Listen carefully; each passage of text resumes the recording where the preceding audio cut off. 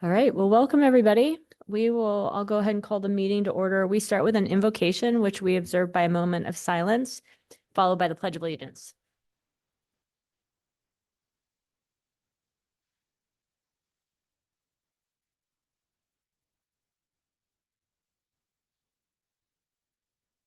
I pledge allegiance to the flag of the United States of America and to the republic for which it stands, one nation, under God, indivisible, with liberty and justice for all. Clerk, will you please call the roll? Corliss. Here. Halliburton. Here. Morales. Here. Nash. Here. Stead. Here. Willits. Here. All present. Next up, we've got minutes from October 29th. Madam Mayor, I move approval of the minutes of the work session and regular meeting of October 29th. Second. We have a motion and a second. Clerk? Nash. Yes. Stead. Yes. Willits. Yes. Corliss. Yes. Halliburton. Yes. Morales. Yes. All in favor, motion carries. Thanks. And next up, we have special business. We have two reappointments to the Arts and History Commission. I want to thank both Chris Clegg and Gabby Thomason. Is Gabby here? Didn't see her. Okay, I saw Chris for being willing to serve again. We're going to hold on the third appointment, and that'll come back to council in the near term, maybe next week. And with that, I'd put forward Chris Clegg and Gabby Thomason for terms ending December 31st, 2027. Madam Mayor, I request unanimous consent for the reappointment of Chris Clegg and Gabby Thomason to the Arts and History Commission for 3-year terms ending December 31st, 2027. Without objection. Madam Mayor, Yes. I just wanted to add that Chris Clegg cares deeply for her community. Just today, she hosted a nonprofit fair for over 25 nonprofits to meet employees at HP, giving them an opportunity to receive donations through their employee matching program. She cares deeply for representing all voices in our community, and I can't think of a better representative for the role. Thank you so much for your service, Chris. Yes, thanks. Both these commissioners have served well, and they were requested to serve again by our department leadership, so I really appreciate it. And Chris is here. She didn't plan to say anything, but I'll give you a second chance if you'd like one. All right. And with that, we have thank you, Chris, very much. We have a reconsideration request as item number 4.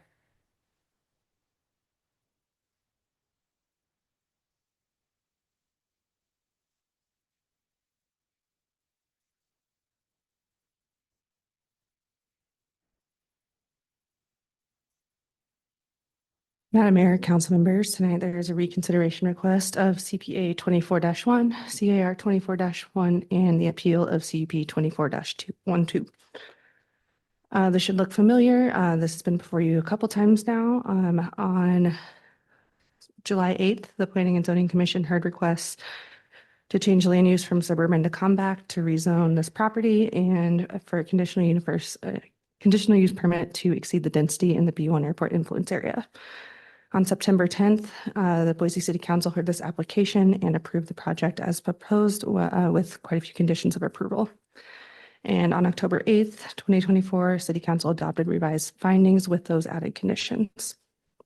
There's been a request for reconsideration submitted with the details outlined on the screen and in your report.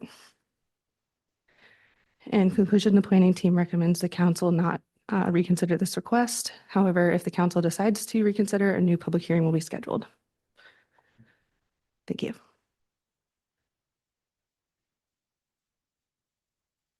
Madam Mayor, Yes. I was here at that meeting. I voted against the motion to approve it, but I did read through the request for reconsideration, saw the additional information they were providing.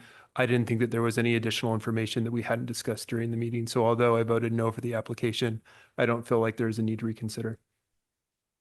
Right. Anything further?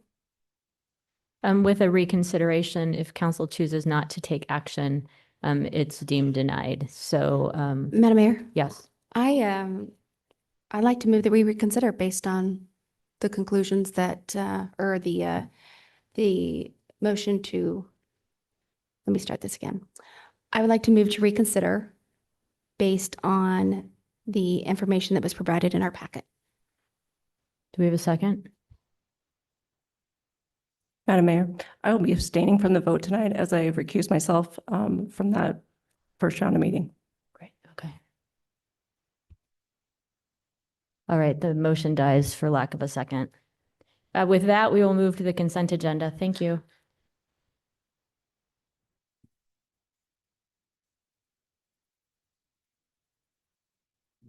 I'll take a motion, yeah. Yeah, Madam Mayor, I would like to remove for separate consideration, section C, number 3, under travel requests. Okay. Sure. Madam Mayor, I move approval of item number 3 under travel requests. Kate Nelson, Mayor's Office requests $435 for city-related travel to expenditures during December 3rd through 5th, 2024 in Cape Town, South Africa. Second. We have a motion and second discussion. Madam Mayor, I remove this from the consent agenda. Those who watch these meetings know that I have concerns when we use taxpayer dollars to go to international conferences. I know that there's certainly a lot of value there, but I think it sends the wrong message, and I don't think we should be using city taxpayer dollars to do so. Further discussion? Clerk? Nash, Yes. Stead, Yes. Willetts, No. Corliss, Yes. Halliburton, Yes. Morales. Yes. 5 in favor, 1 opposed, motion carries. All right, and the rest of the consent agenda. Madam Mayor, I move approval of the consent agenda. Yeah, Madam Mayor, I wonder, before approval of the consent agenda, there's an error in the resolution Yep. Can I? for RES 625-24. What number is that?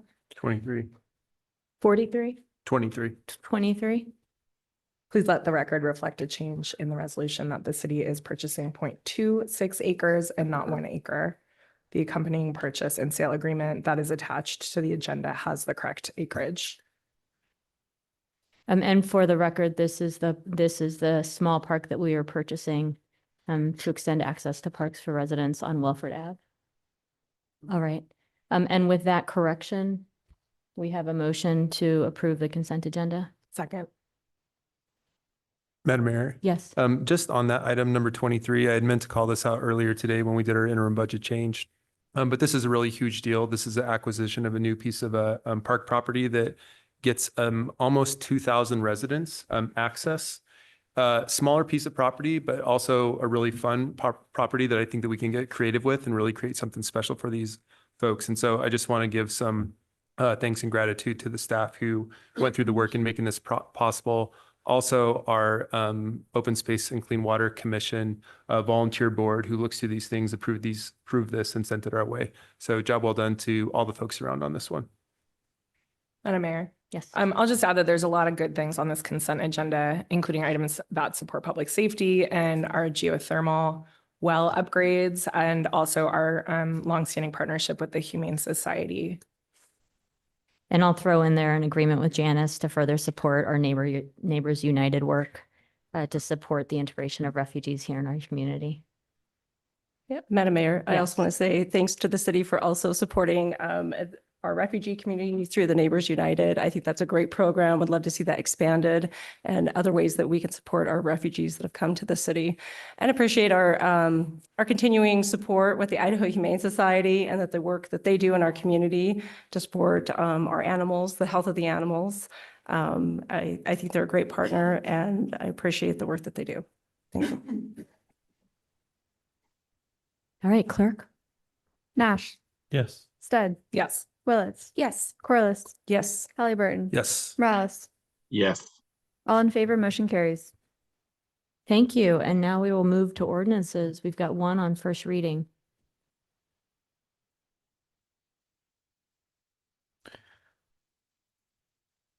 Madam Mayor, I ask unanimous consent that all ordinances on the first reading be read by number and title only and filed for the second reading calendar.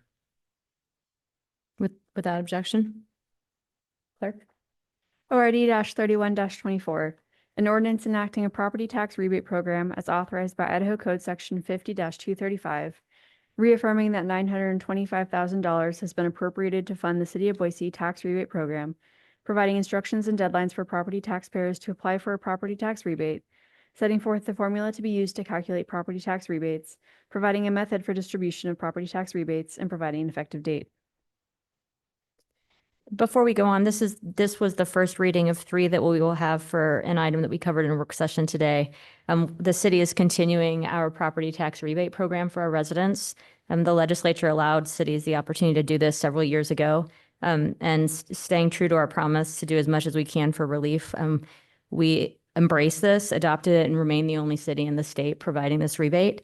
And an exciting advancement of the rebate this year. We extended it to anyone that lives in their home and provides an in-home childcare service. So licensed childcare providers in homes that they own will be able to qualify for a rebate as well. And today, our staff presented the outreach plan we have to knock on doors, make phone calls, make sure that all residents that qualify for this program know about the program so they can continue to receive the relief that we're able to provide. And want to thank staff and others who have worked so hard to make this happen.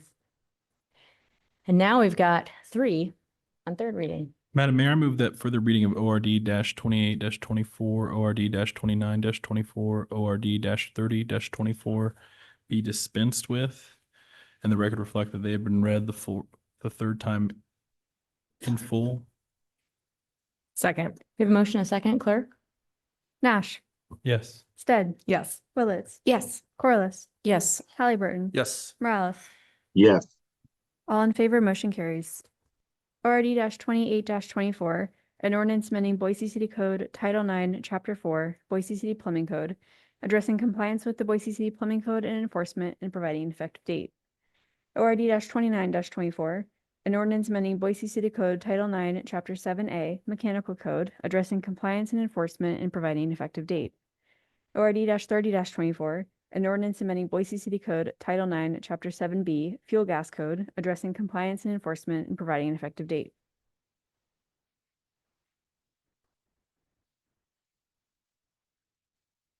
Madam Mayor, I move that ORD-28-24, ORD-29-24, and ORD-30-24 be approved. Second. We have a motion, second discussion? Clerk? Nash, Yes. Stead, Yes. Willetts, Yes. Corliss, Yes. Halliburton, Yes. Morales. yes, All in favor, motion carries. All right, thank you. Now we will move into public hearings. We've got one item on the agenda. Welcome back, everybody.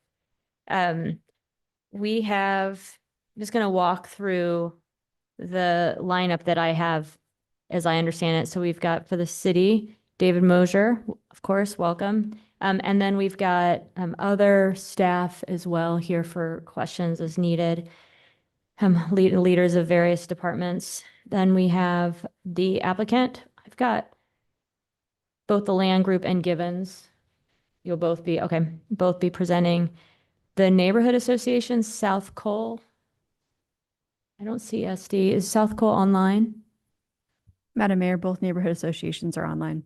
They both are online? Okay, great. So I'll go to South Cole and then SWACA, the Southwest Ada County Alliance after.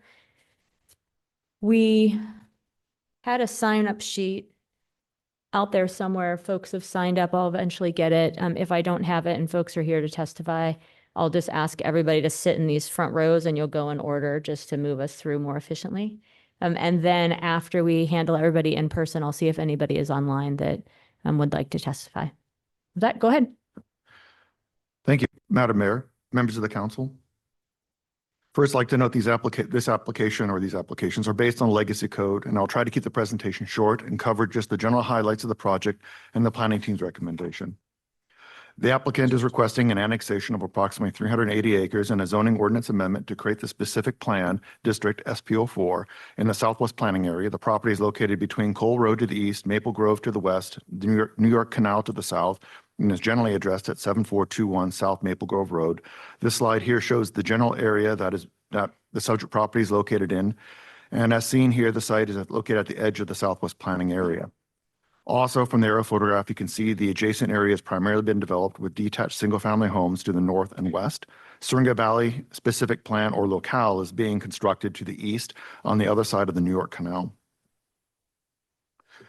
Here's a quick overview of the project. The Murray Farm specific plan was initially heard at City Council on May 7th. Since that hearing, there have been several meetings with the applicant and work sessions. And this is a list of those meetings that have occurred. This is also listed within the project report itself. The specific plan includes 5 residential zoning designations that range in density from 5 to 44 dwelling units an acre. These 3 mixed-use zones are proposed for the commercial nodes at the east and west sides of the site along Cole and Maple Grove roads. The site also includes a 7-acre school site on the east side of the development, along with several parkways and pathways. The project's build-out will occur in about 20 years and will contain approximately 3,531 dwelling units comprised of a mix of single-family and multifamily units. And in addition, within the mixed-use commercial areas, it will contain about 94,650 square feet of commercial space. The project will be constructed with applications of individual subdivisions that will comply with the specific plan's unique development code and which use the modern zoning code as a guide. And the project will be built in a 20-year phasing plan, which starts on the north and works its way southeast as indicated by this phasing plan here, as seen on the slide. The phasing plan and the summary table also show the approximate timing when the phases would occur. This basically means the lower density residential portions of the development will be built first, with the mixed use areas being built at later phases, generally starting around 2035 or possibly later. Since the May 7th, 2024 City Council hearing date, the applicant has revised and improved the specific plan. In particular, there's a version 6 master plan. However, the most recent staff report presented to council was based on version 5. The primary changes to the master plan include adopting the Boise City Development Code requirements and standards for the project, with some exceptions, giving control of the 3 major parks to the Boise Park and Recreation Department. And there are some adjustments to the master plan and site layout. This basically includes the removal of some of the higher density zoning designations and moving them out of the earlier phases. The planning team cannot support the project and recommends denial. There are several reasons the planning team cannot support the project, which includes traffic impacts, lack of services, but the main concern, and has always been, is that the annexation is not financially feasible. And for more information on this, I will turn the presentation over.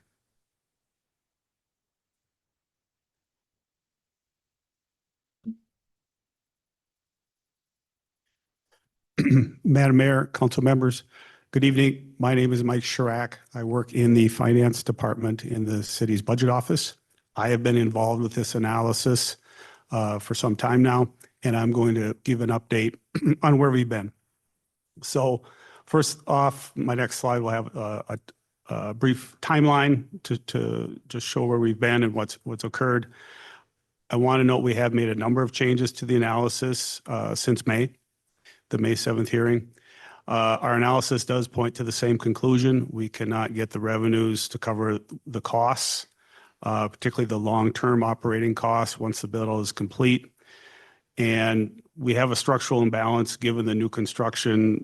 Property tax was reduced by legislation, and we're seeing a lot higher costs. We did factor in costs when we first modeled this back in 2021, but with inflation, we've seen much higher costs than we anticipated then. And so when we look at this over the long term, we see operating losses of approximately $2 million per year. So a timeline, the font is a little small, but starting off, we had the public hearing on May 7th. We were directed to go back, do further analysis, meet with the applicant, and come back for work sessions. We issued a memo several weeks after that. We also honed in on our 2021 assumptions versus our 2023 assumptions. Then in mid-June, we issued a memo where we had updated the analysis. Among other things, we factored in more rentals. We increased the house price assumptions. We reduced the police staffing assumption. And we added four-person staffing for fire. So a number of changes went into that.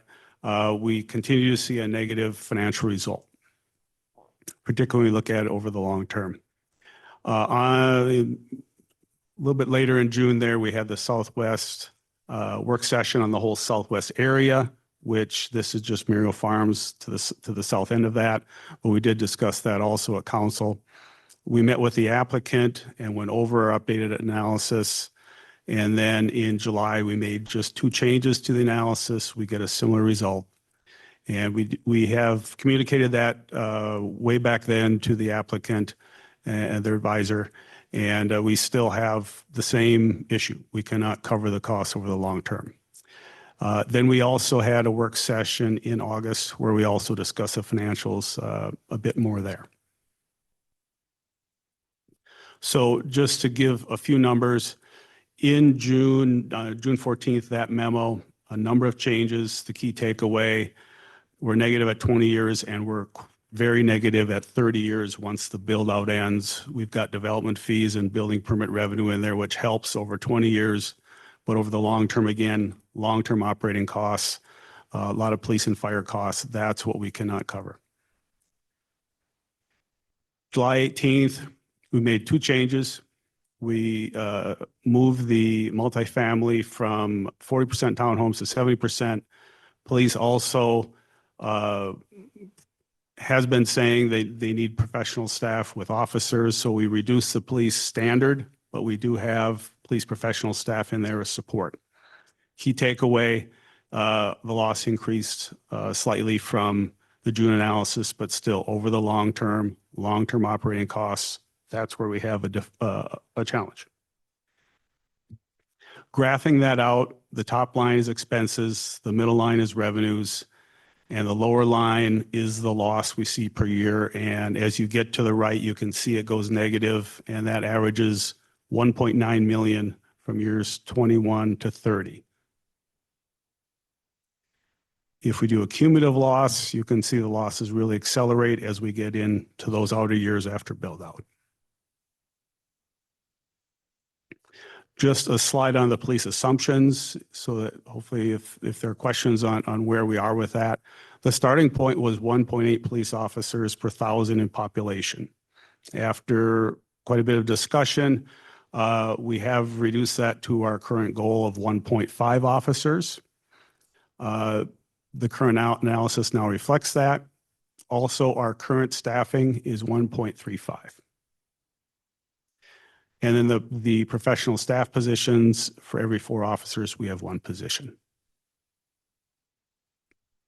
So our conclusions, annexation is harder to justify financially. Again, we've had a big change with revenues going down for new construction property tax, and our costs are significantly higher than we projected, inflation again.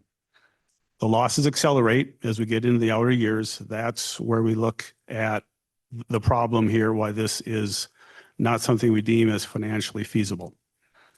The losses, as we get to those, that will affect the ability to provide services and making investments in the existing city. And we've done a lot of work, a lot of back and forth on what the assumptions should be or could be. When we use what we consider reasonable assumptions, we cannot cover the costs with the revenues.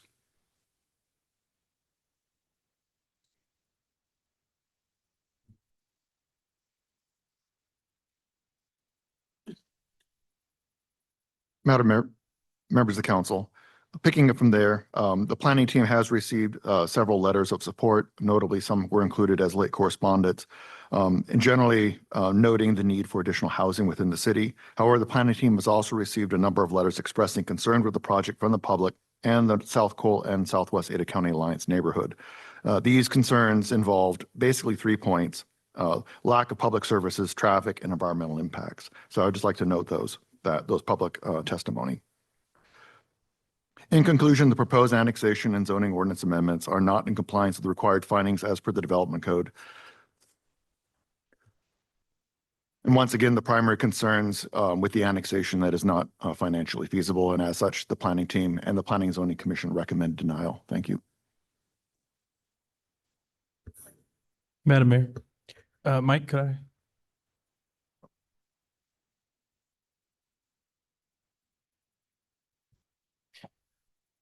So Mike, I think we've had 4 or 5 internal memos on the finances on this. The one I'd like to talk about right now that offered a little bit more uncertainty and gave us some different cases is that June memo, I think June 17th, if you're familiar with that one.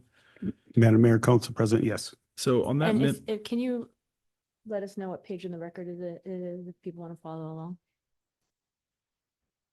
I don't know what page in the record it is. Do you just have it in front of you? I do have it in front of Yeah. me. All right. Well, why don't you can answer the question. If people have questions, we'll try to find it. Is there a lot of pages? Yeah. Do we have it in? Is David looking for that? Yeah. Okay. All right. Madam Mayor, I believe it's page 15. Thanks. Okay, thank you. It says 5 of 6, but it's actually the 15th page on the slide. Great. Thanks. Okay. In that financial analysis, you showed a base case, a best case, and a worst case that range between $4.5 million in the positive down to $14.5 million negative net present value over 30 years. Is that correct? Madam Mayor, Council President, yes. Okay. And then I assume the updated analysis in July used a base case of 2.65% property tax growth. Yes, it did. And then in the June memo, you use a 3% base case for property tax growth. And that shows $4.5 million loss over 30 years.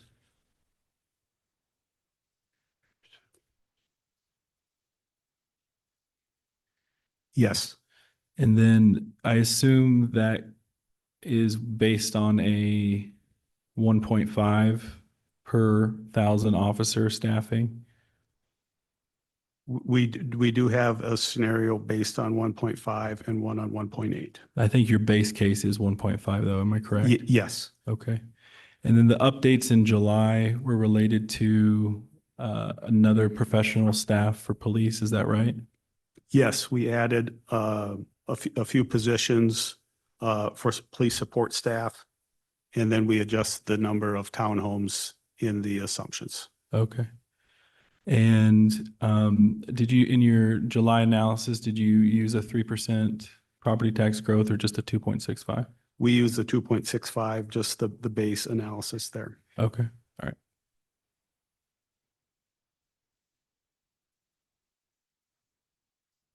Nope. Other questions? Jordan? Councilmember Morales, do you have any questions?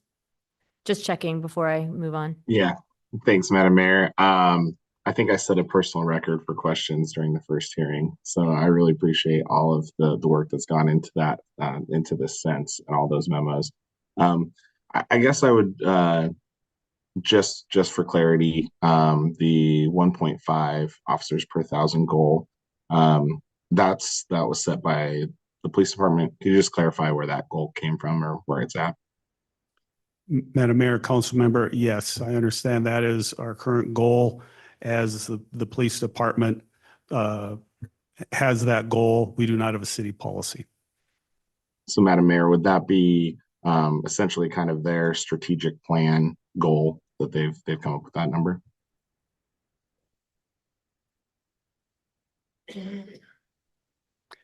Madam Mayor, maybe restate the question, Council Member, if the mayor heard it. Yeah, Madam Mayor, so that 1.5 goal, is that in their strategic plan? I'm just wondering kind of where it is, where you'd find that. Oh, sure. I'll have the police chief come up to answer that.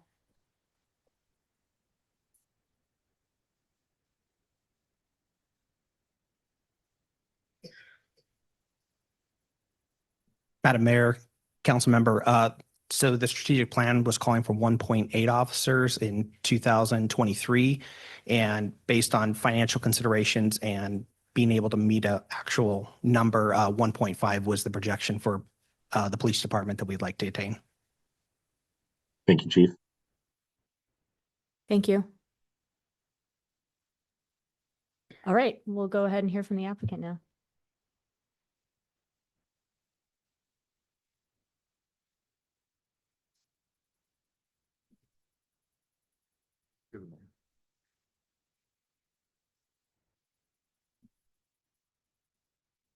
Good evening, Mayor and Council. Mayor, may I start with a request for 25 minutes for our presentation? What did we have before? I honestly do not remember. Was this received in advance? Then no. I thought it was consistent, but I don't know exactly have what we done had in the before. past? But what have we done for every other hearing? Yeah, we've done 20 for every hearing. I'd prefer to, you try to keep it to that. I'll do my best. Council and Mayor, thank you so much for having us here this evening. I'm here with the applicant team and the McGurdio family.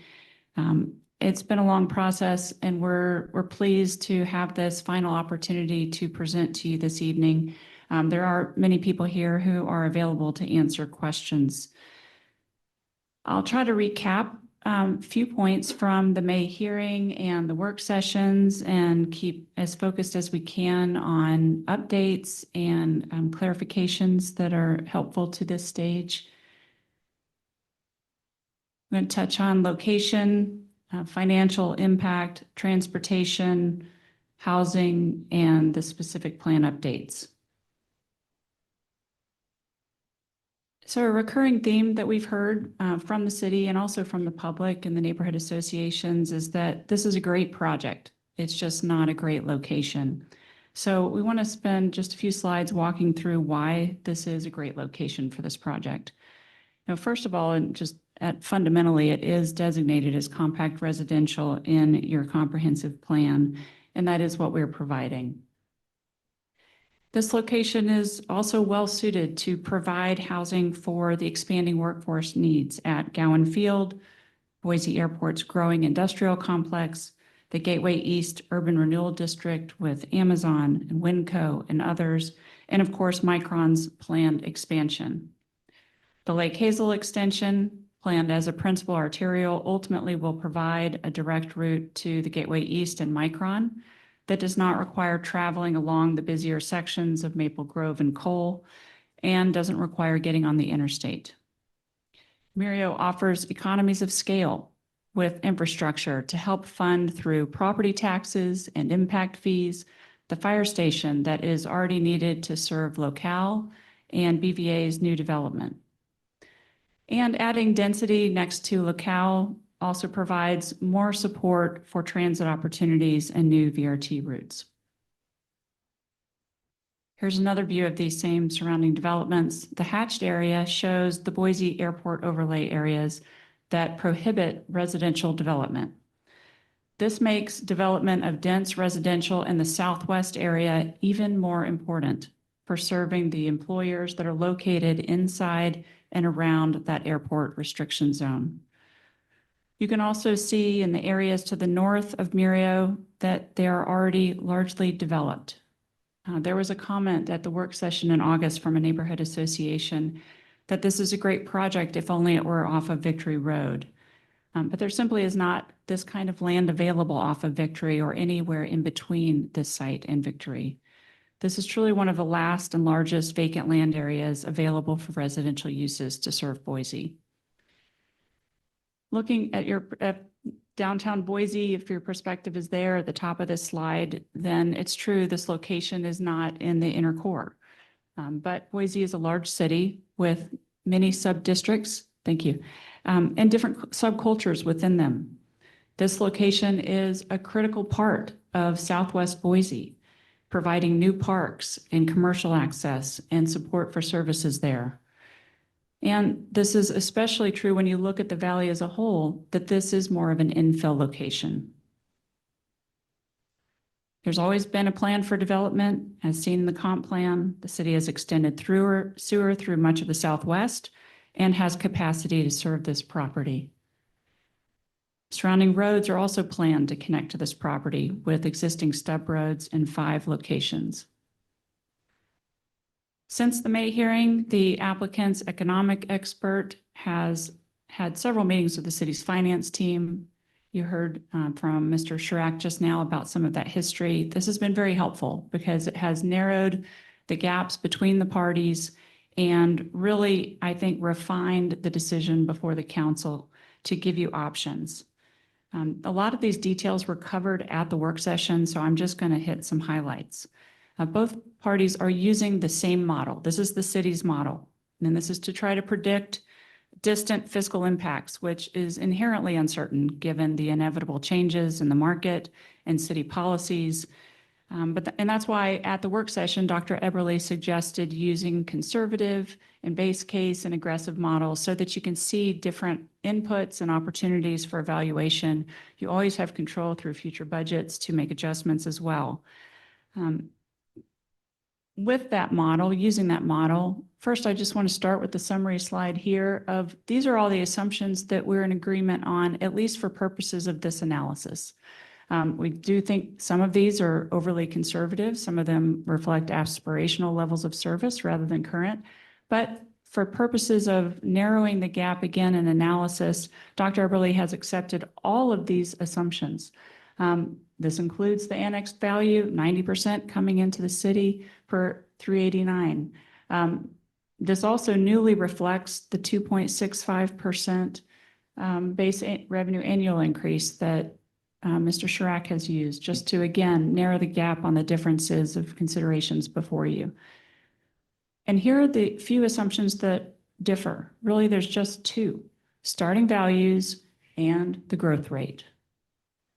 And even these assumptions have really narrowed because of movement by both parties and looking at what really they can justify here. And so in the end, we have relatively small differences that when you try to model over long periods of time, look large. Focusing first on the starting values, we have used Columbia Village as a comp because of similar housing variety and amenities that we think justify the values that we have assigned here. More importantly, we've looked to Ada County's actual assessed values, which are higher than all of the values that we've presented. And again, they're not far off from what the city is looking at here either. The new construction growth rate, the 28-year historical trend is 11%. We have conservatively used 5. DFA uses 3. Not big number differences, but they make a big difference over time.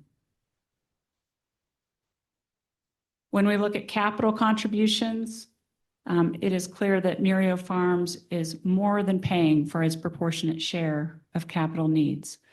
Based on the current CIP for police, fire, and parks, we will be contributing more than our share, and that's true in all categories. In the far left, that is, you can see the numbers of what our proportionate share is based on the CIP and also based on the 12.5% assigned to the Murillo Farms for the fire station. And then in the two right columns, you can see the amounts paid per the development impact fee schedule in the current CIP and projected for the future CIPs.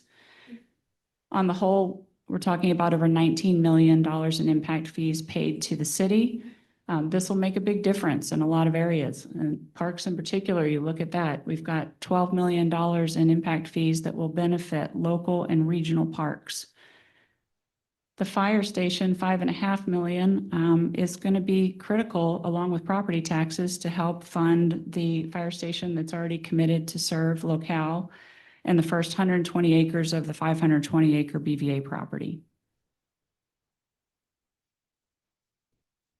Denser development, like the compact residential the city's comp plan calls for here, inevitably adds more trips to surrounding roadways. But building less densely would have an even greater impact on the road network, causing sprawl as housing is pushed further out from commercial and employment centers. Murillo Farms will be built over a 15 to 20-year period, and each phase will have to do a project-specific traffic impact study that will specifically identify needed road improvements. The initial TIS to accompany the specific plan shows what the neighbors already know, that there is existing traffic in the area and that improvements are needed to address background conditions, whether or not Murillo Farms is constructed. ACHD also knows this, and that's why many road improvements are planned in their CIP. There are just 5 road segments where the project impacts exceed the CIP planning level volumes, and they're shown here in yellow. As we presented in detail at the May hearing, a more detailed traffic analysis of these particular segments shows that they do not require widening beyond the widths that are already planned in the CIP and rather can be addressed through classification changes, addition of turn lanes, and signal timing changes. And that's the kind of specific analysis that will occur with each future TIS to see what improvements are required and appropriate at each stage. In addition to any mitigation that's required with each phase of development, Murio will pay its share of system improvements through ACHD impact fees, which will add over $10 million to help pay for the planned improvements in the CIP. ACHD's comment letter notes that the addition of Murio's trips is expected to increase travel times, providing a 2 to 4 minute additional delay. It's important to put this in context and understand that this delay is during the peak 15 minutes of the peak hour of the day. Developing this property in the county would still add trips and delays on Southwest area roads, but perhaps have other less desirable impacts on housing density, variety, parks, and commercial. That delay is also far less than many commuters are experiencing now by having to move to Cuna or Caldwell to find reasonable, affordable, desirable housing. And this estimated delay doesn't assume any alternatives. In reality, many drivers will avoid peak travel times, use alternate routes, work from home, carpool, bike, and use transit. Murio Farms is a transit supportive development that includes both the infrastructure and a funding mechanism to help support VRT services for Murio residents and to try to expand routes to serve the area. The applicant has worked with VRT both in the design stage to site the multimodal stops and also on an agreement to develop a new funding mechanism that we hope will be a model for other developments, committing to provide a one-time funding at the building permit stage and ongoing annual funding to cover the development's proportionate share for extending new bus service to the area. VRT has provided a letter of support, and we appreciate that. We also believe that having density in this location immediately adjacent to locale is going to provide great support for new routes in the area. And of course, the city does allocate 5% of property taxes to VRT and will be contributing those. Murio Farms helps to meet a critical need for housing. In 2021, the city studied exactly what that housing needs is and found that 2,770 new housing units are needed every single year, a pace that is not currently being achieved. The report also found that vacant land is limited and identified the Southwest planning area as having the most available land. The Murio Farm site with its cohesive 380 acres provides that unique opportunity. When you look at housing starts from 2023, you can see that Boise has lower housing growth than neighboring cities. But you compare this to where employers are concentrated, and the darker red tracks show these higher concentrations are in fact immediately adjacent to Murio Farms.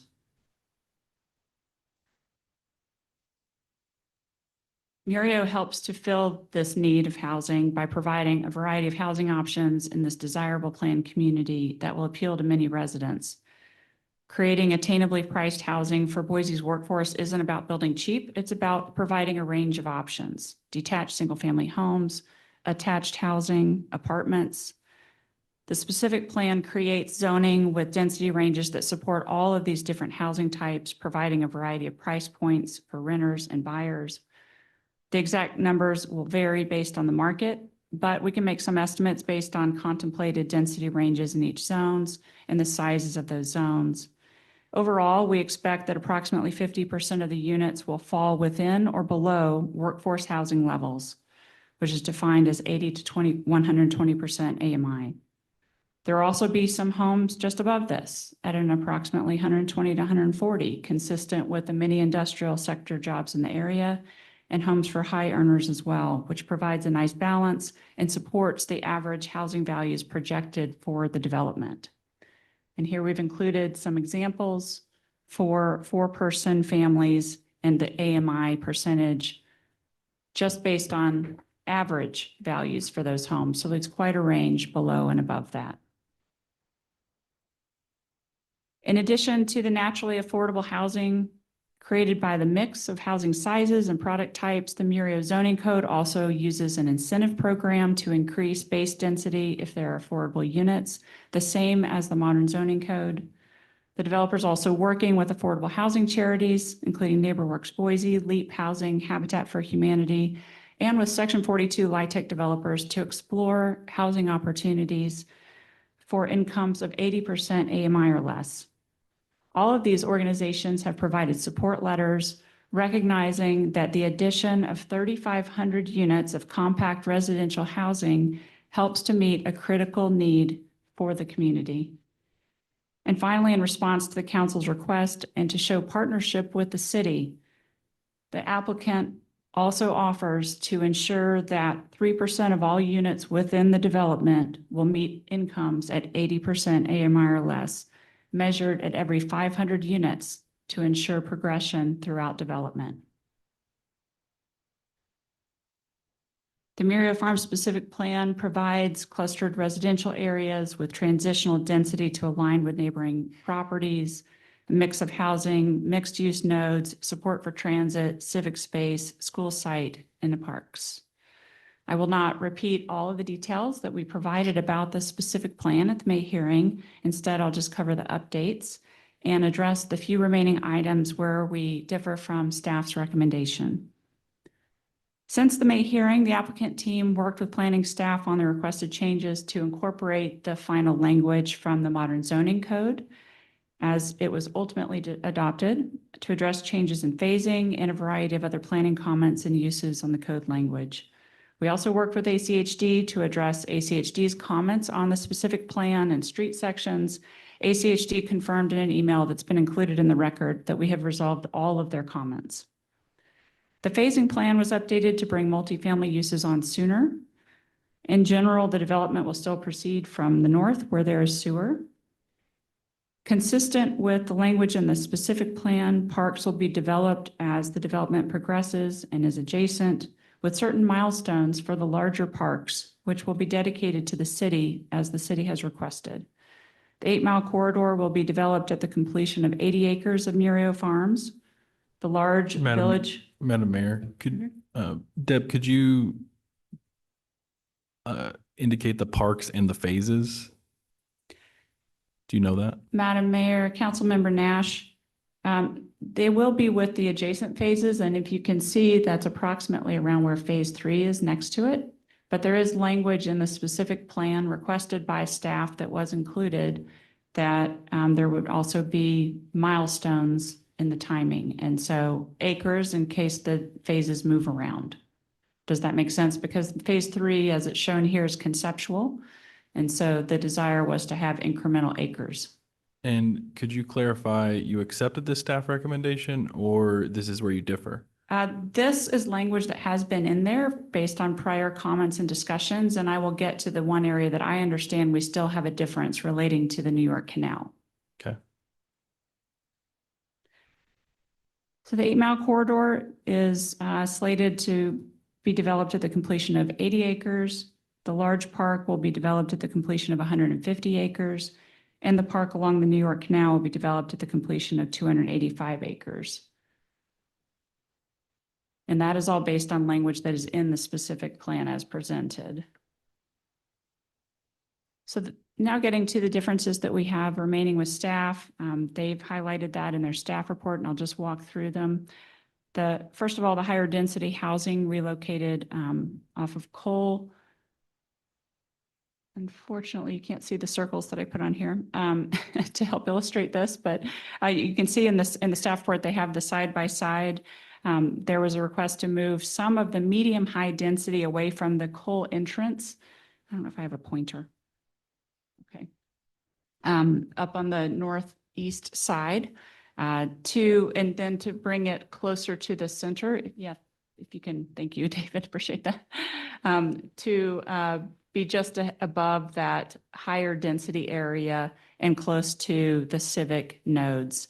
The reason was just to create a balance of the housing product that is on each side of the entrance road, and due to some challenges with a small triangular parcel that's up there that makes it harder to accommodate parking for multifamily uses. The new location provides a nice transition from that high density and the school civic area.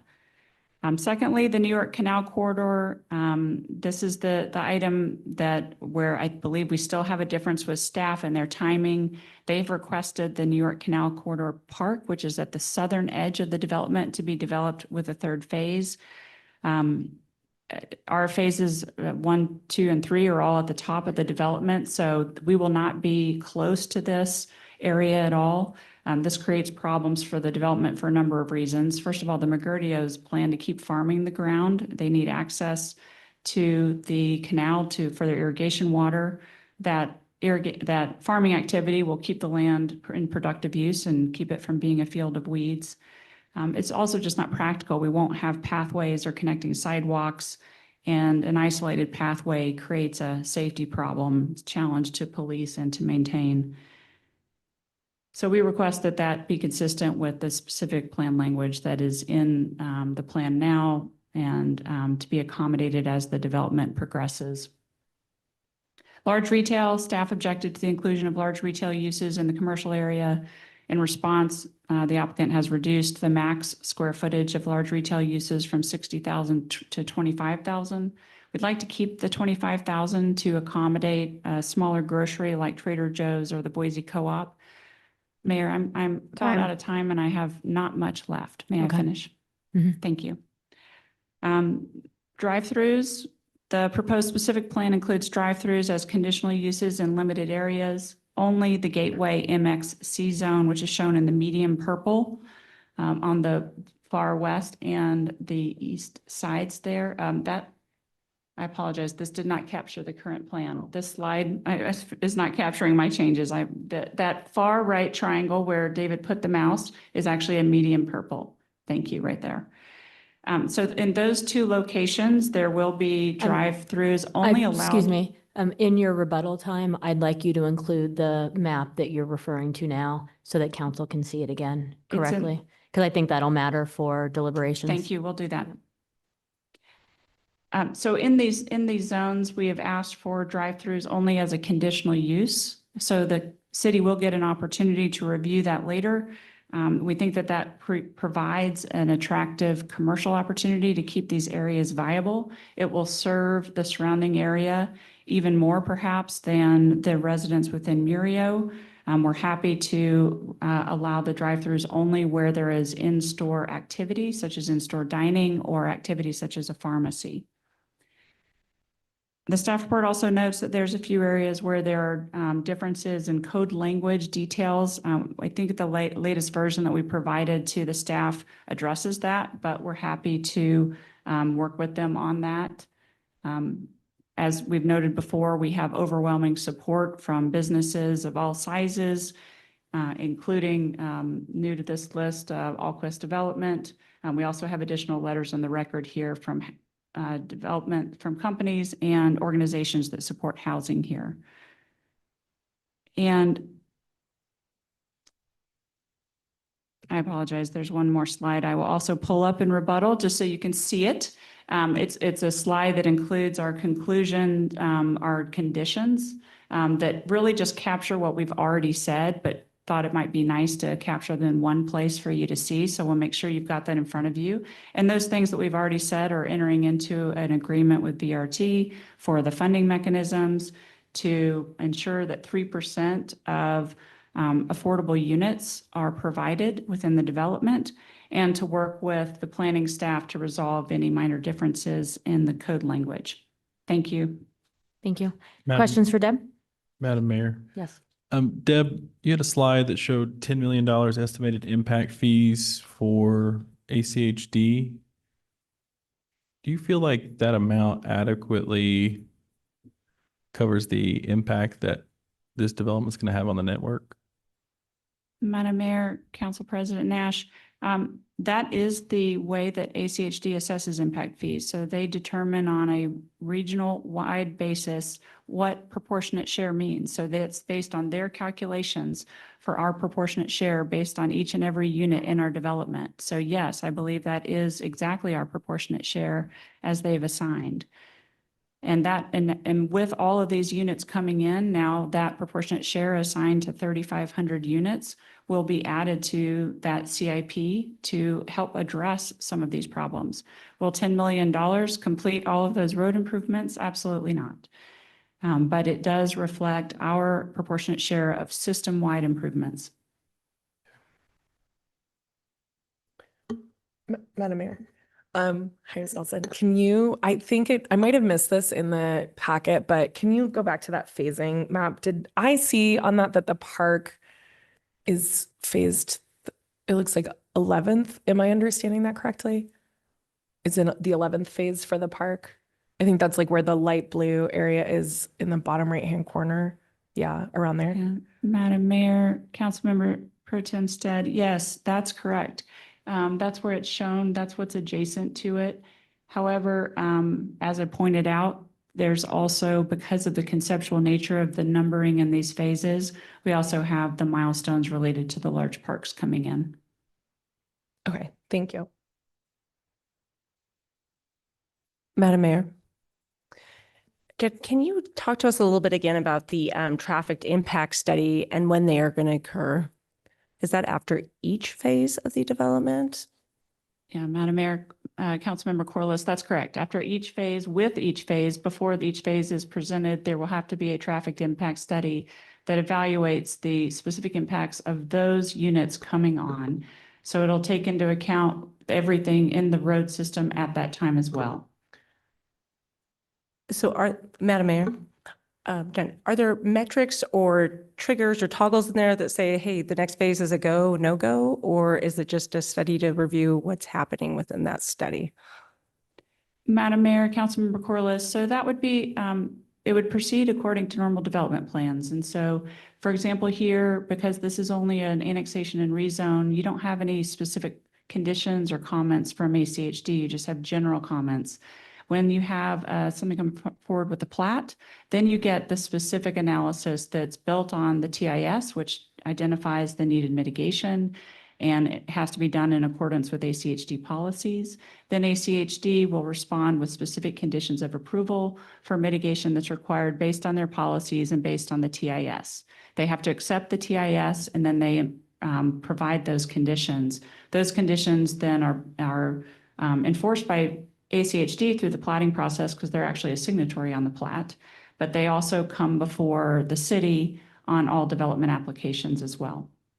Thank you. Madam Mayor, sorry, I have a follow-up question to my park question. You said that it's dependent on, it's in phase 11, but dependent on certain milestones. What are those? Are those like unit numbers, or is that a year, or is it something else? Madam Mayor, Councilmember Pro Tem Stead, that was, they were based on acres. Okay. And let me get back to the breakout. I'm fighting for my life over here to get Alta Harris funded in East Boise. So pushing a park off for many years is a personal pain point for mine. So looking for, wondering, I guess, more specifically what those milestones are. Understood. So the 8-mile corridor is tied to 80 acres of development. The Village Green Community Park is tied to 150 acres of development.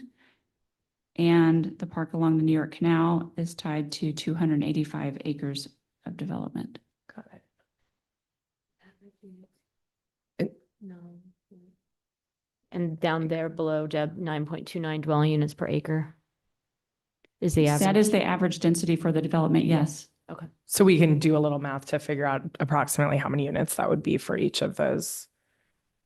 Yes, acres. although keep in mind that that is an average density and every single one of these zoning districts has wide ranges of densities that can be accomplished. Mm-hmm. And so depending on the level that comes in with each phase, you will have a varying amount. So this number that's reflected here at each phase is an average density based on available zonings. Thank you. Madam Mayor. Deb, could you comment on Boise Fire's recommendation on number of units and how many units you can build before there's fire services available? Yes, Madam Mayor, Council President Nash. So the fire had an early letter recommending that after phase 3 with the development, that there would need to be a fire station brought on to serve the development before it proceeds. At the time, that was an early application level. The phasing at that time suggested approximately 479 units would be completed at phase 3. That has been, summarized, I think, down to 400 in later discussions by the DFA memos. But that's what it was based on, was at the end of phase 3. Our phasing is adjusted slightly. Those numbers, as you can see in this phasing plan, the average is expected could be 441, but it moves around depending on what you might develop during that the densities in that particular phase. But whether it's 441 or 479, that's very problematic for the development to get off the ground, to be halted there. And also it's counterproductive to funding the fire station, because we are going to provide necessary revenues and impact fees to fund it. So stopping us until it gets funded takes away a critical funding source for it. So we'd ask instead to be a part of the conversation that the city has already. You have a condition of approval with locale that says that after their initial phase, which was originally 453 units, that they've got to work with the city on funding that fire station. So we'd like to participate in that conversation, make sure that it is getting brought in line to serve both of these critical developments for housing. BVA's development further to the east also has discussion of fire sites, and in their development approvals, they've got 120 acres that's annexed already and more proposed. And so, I suspect they'd also be part of that conversation. So instead of a strict cap, that's what we'd ask of the city, is to allow us to continue to contribute property taxes and fees to help build it out with the community. Madam Mayor, Deb, even at full build out, we're only expecting Murio to contribute about 12.5% of the costs for a fire station. We estimate those costs to be about $3.5 million a year. So we're only getting 700,000 from Murio at full build out. That's a pretty big risk for the city to assume without having a cap on the number of units. We'd certainly like to work with anyone who wants to help us build more firehouses in the city, but that's a pretty big risk for us to assume. I guess how do you expect the people of this development to be able to tolerate such a low level of service? With Fire Station 17 being like just kind of outside the geography necessary to give the response times they need. Madam Mayor, Councilmember Nash, the city currently has a mix of service times that are just in reality around the city.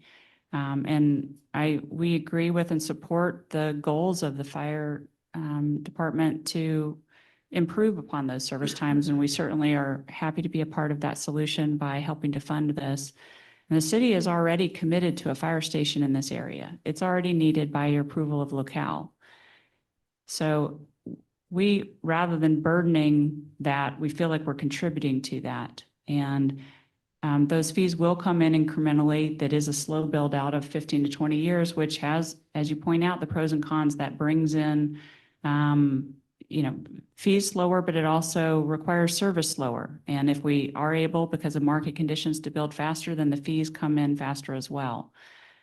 As far as response times, I think that, there certainly have been opportunities in other developments where you can put conditions such as, in the CC&Rs, we make people aware of those response times until there is a service station that's built. And again, the developer is willing to work with the city to partner with you to see what can be done. In early conversations with the fire department, it was pointed out that really 70% of the response calls are for EMS, and perhaps we could work with EMS to expedite their service for co-locating a station as a temporary gap until we get a full fire station. We did embark on those conversations, but later fire said, no, it needs to be a full fire station. So, we understand their desires. They are committed already to have a fire station here, and that's great. We are on board with the full station as well. But we also think there's some opportunities to work with other service providers to try to close that gap, and to try to think creatively about how to fund the fire station to benefit everybody. Madam Mayor, Deb, I want to follow up on one of Councilmember Corliss's questions. She was asking about traffic impact study. And I realized that the detailed findings from those traffic impact studies will come later.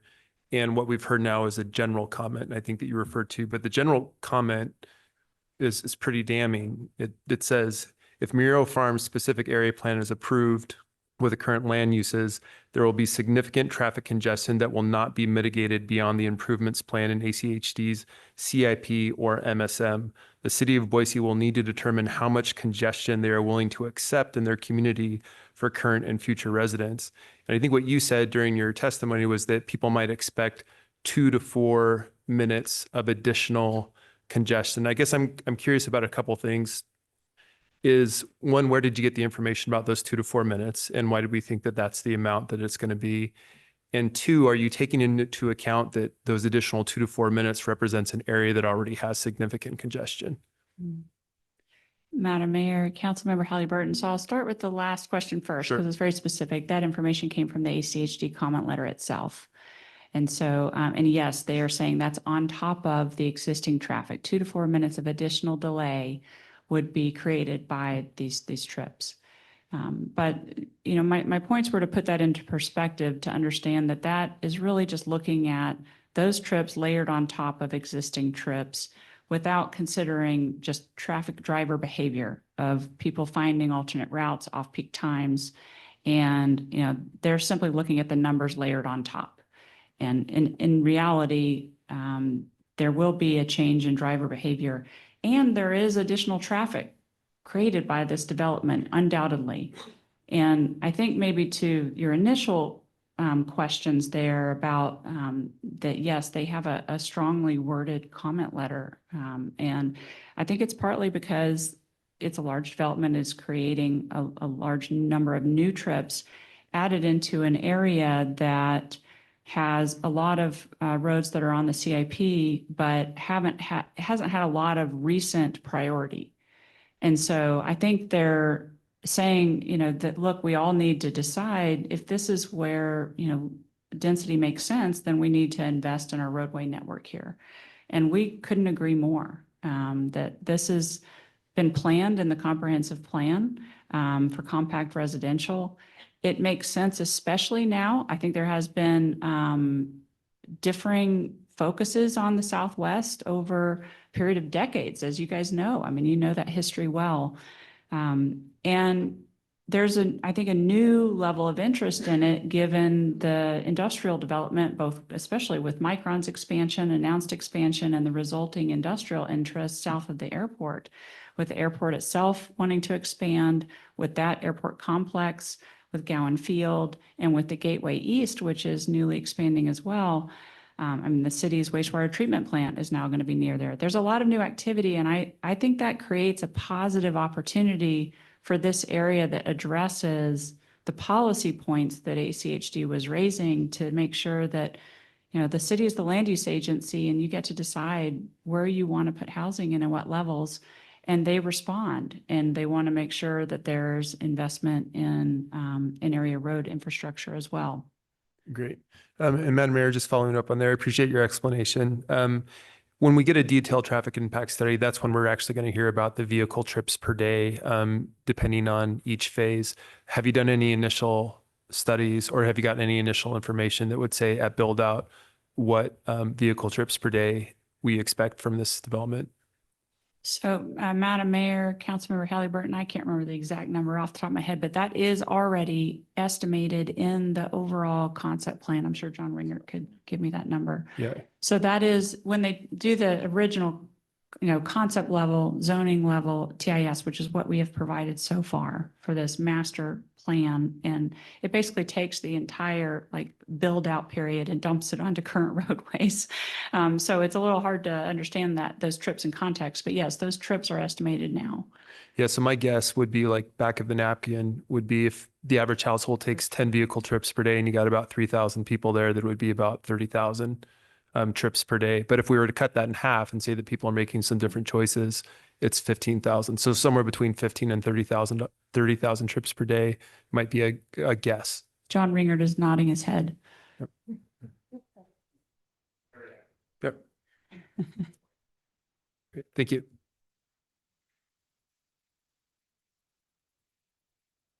All right, that looks about it right now. Thank you. Thank you. Okay, we've got two neighborhood associations online. We'll take South Cole first.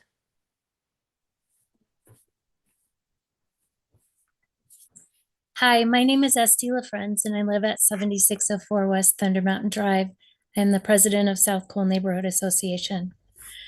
Neighbors in the area were frustrated to hear that the commercial space had been reduced from 246,000 square feet in the original plan to 94,650 square feet in the current plan.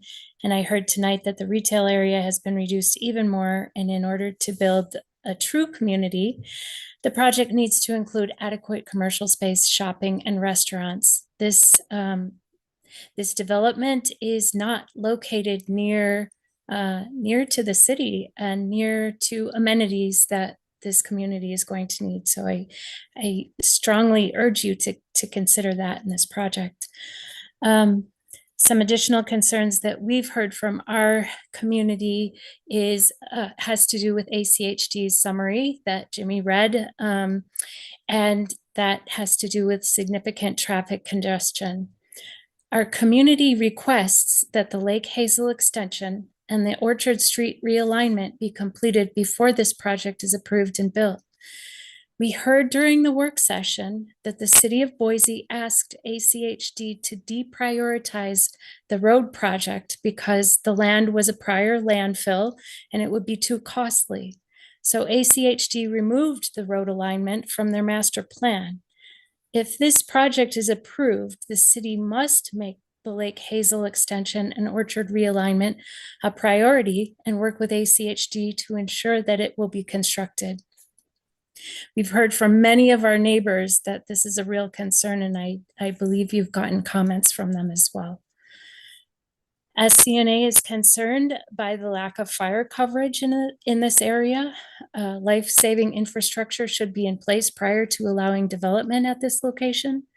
The fire coverage map identifies several planned fire stations near Lake Hazel, but it is our understanding that these stations will not be funded or built for more than 10 years due to lack of funding. The Boise Fire Marshal indicates that a new fire station is necessary to accommodate both locale and Muriel Farms.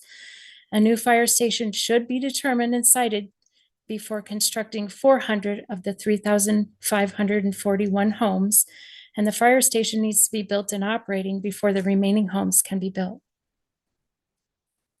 In summary, the SCNA board requests that City Council deny the application for CAR 2122 and COA 212 due to significant traffic impacts associated with the project. And until the Lake Hazel and Orchard Street realignment projects are completed and the fire station is built, likely at least 10 years out. Adequate commercial space should be implemented and planned for this community and surrounding communities that lack basic necessities. And finally, we understand that the City of Boise Finance Department has stated again that operational costs reflect a loss to the City of Boise, and this negative impact could affect other areas of the city. Thank you. Madam Thank Mayor, you. I've got a clarified question. Yep, Esty, you've got a question from Councilmember Halliburton. Okay. So I'll ask staff to correct me if I'm wrong as I'm saying this, but I believe that the request for commercial and what you're calling shrinking isn't actually shrinking of the total commercial space today. It's the size of the actual buildings.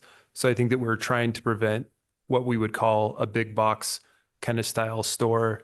But And what I'm hearing from the neighborhood is that they want to have something that would be big enough that could get your smaller Trader Joe's, smaller Boise Co-op. Staff, am I getting that correct in that request that we heard today?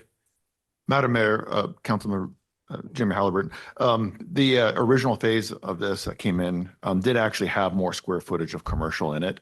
And it was reduced down to 94,650 from that original amount. So they did actually shrink the overall commercial square footage down with this phase. But you're also correct on the other two. And then, so in addition today, we decreased the total size of the building could be. Madam Mayor, I saw in the P&Z deliberation that it looked like it had been reduced by 60, the overall commercial had been reduced by 65% to the existing 95,000 square feet, I think is what it is now. Madam Mayor, members of council, that is correct. They did reduce it from the original phases down to 94,000. It was a fairly significant reduction as noted by the neighborhood association. Great. So back to, I think my question here for SD is that you're requesting more commercial out there in the area. I'm trying to figure out what is the type of commercial that you're wanting to see out there. If I'm living out there, I am wanting to see a Trader Joe's. I am wanting to see a Boise Co-op, but I'm not necessarily wanting a Best Buy or a large big box store that people are going to be driving across town and generating even more trips to the neighborhood. What is the commercial type of space that you're looking for? I think because the total area of commercial space has been reduced to about 95,000 square feet. When I think of a typical Fred Meyer store is 165,000 square feet. Okay, so we break that down into maybe a small place for grocery shopping.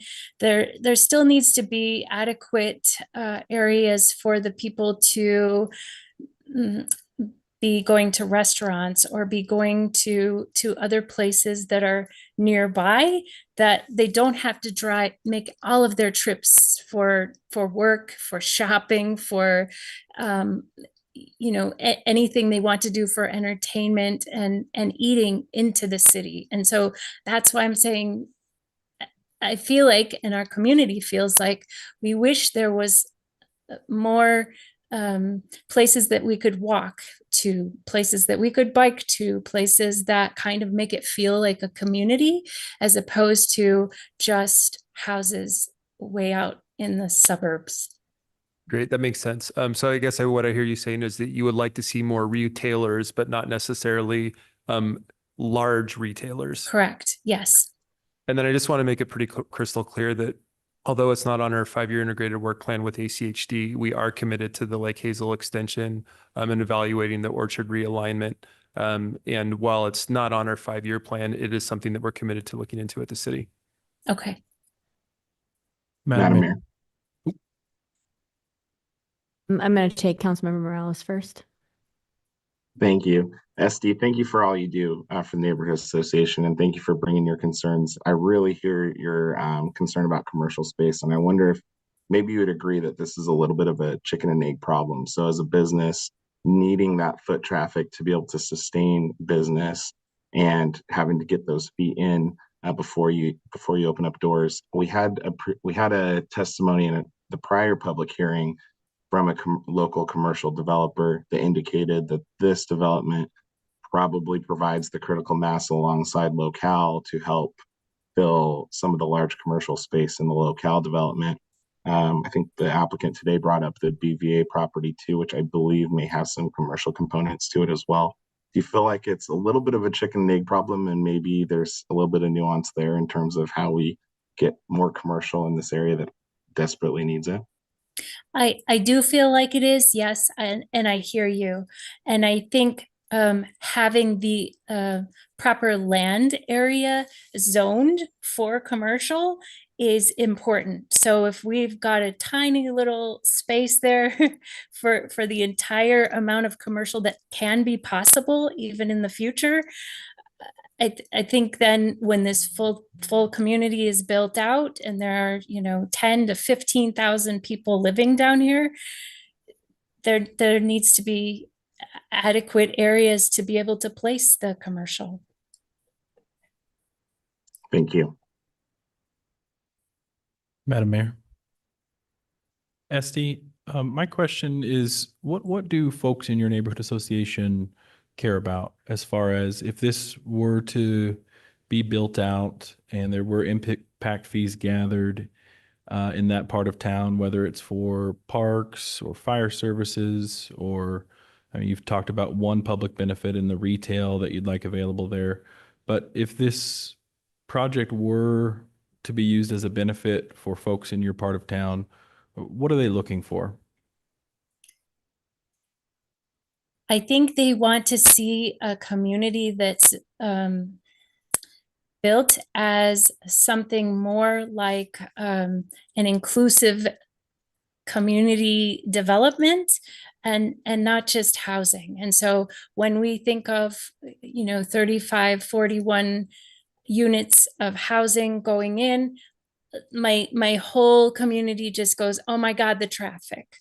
Well, if there was adequate places that they were able to drive to get their groceries and to go to restaurants and to do their weekend shopping type things, that was closer down here, I think that would alleviate some of the traffic that all has to go into the city. So to make this a benefit, I do see that these houses may be necessary for Micron, but in order for them to be able to commute to Micron, they need that like Hazel extension, they need the Orchard Street realignment to be in place. I don't think they're going to be happy to drive through traffic and kind of go around north of the airport. So that's my thought on it.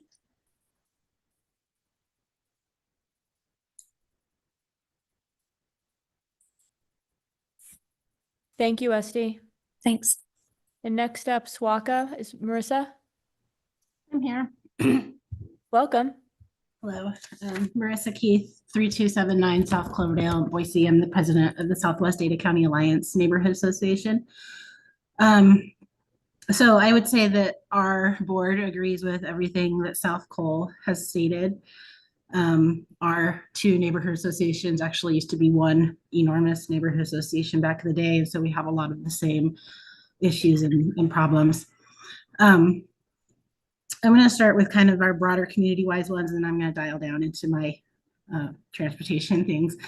But one of the things that has come up at our board meeting over and over is the need for a fire station being completed and staffed before going over that recommended number that the fire marshal stated in his letter. And I think there are some things, like I said during the work session, traffic is a measure of inconvenience. Nobody wants to sit in traffic for an extra 10 or 20 minutes to get to their house. But when you're talking about EMS services or fire services, that's a life and death issue. And I don't think that's something that we can just keep pushing down the road. It needs to be solved before these big developments go in, and construction needs to be on the way. The police issue. So I keep hearing that the number is 1.5 versus 1.8. I'm unclear of what the actual number is now, but I do know that you walk into the street and ask anybody and they will talk about traffic issues these days and people just being very inconsiderate and dangerous drivers. And there actually was a article just today in the Boise Dev stating that the Boise Police Department is writing fewer tickets, partly due to COVID and staffing issues. So we've gone from a high of in 2018 of 1,025 per 10,000 citizens down to last year, they only wrote 530 tickets per residence. And that, dangerous driving continues to be a problem all over the valley. I know that Boise, ACHD, Boise police are trying to create some task force and look at how they can work on that. But when you're talking about putting in, if numbers are already low and you're talking about putting density outside of where BPD services now, that's going to be an issue for residents in Southwest Boise. So the other kind of, I guess, complaint, not the city's fault.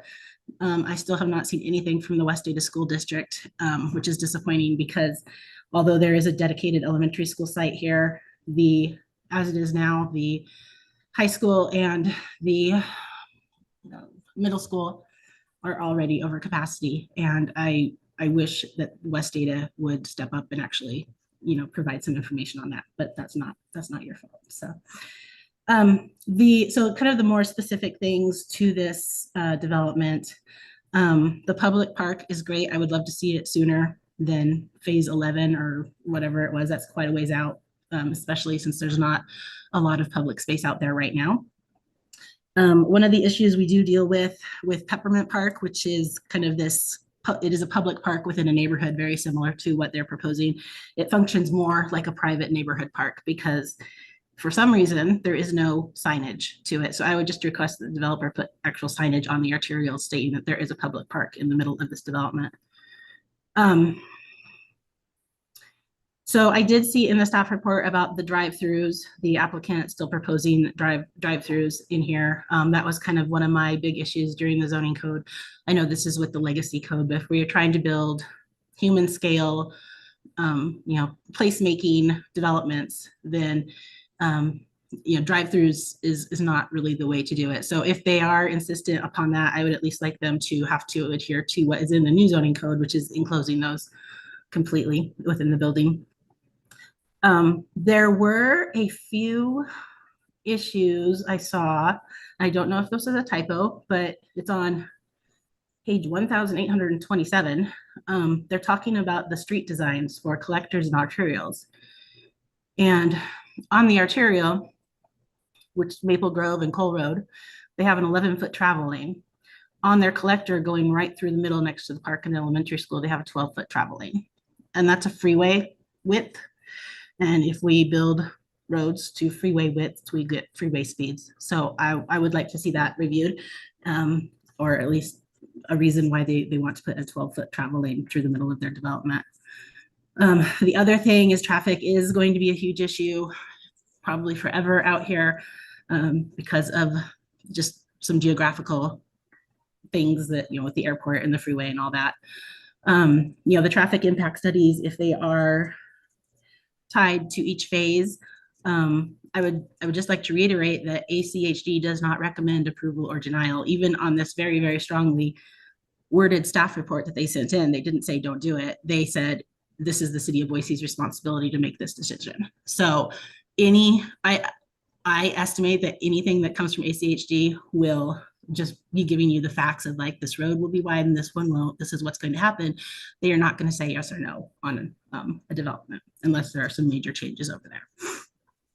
So I think the last thing, which is also street design, on Cole and Maple Grove, the arterials there, we have multi-lane roundabouts, and I don't know if it's on there or not, but we would like to see a rapid flashing beacon RRFB installed there so that the kiddos that are going back and forth across those two major arterials are more visible than what they would be if there is nothing there. I don't know if that's the plan to have it in there, but I didn't see it in the 2,000 pages.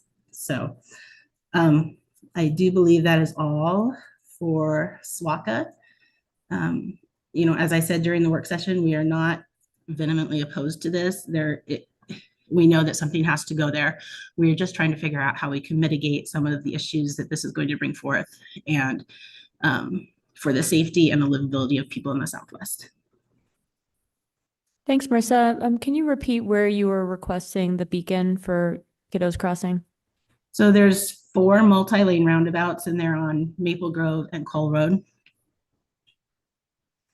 At all the roundabouts? Mm-hmm.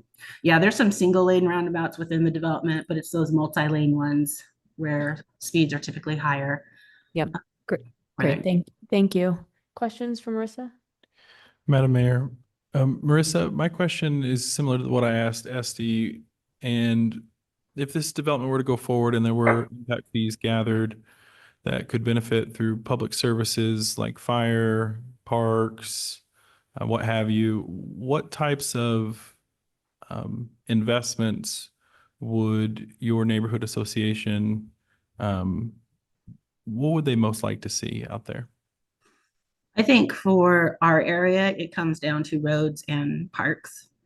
That we only have two parks right now that are developed in Southwest Boise, Peppermint and Molinar, which are obviously in the city limits, not anywhere near this area of town.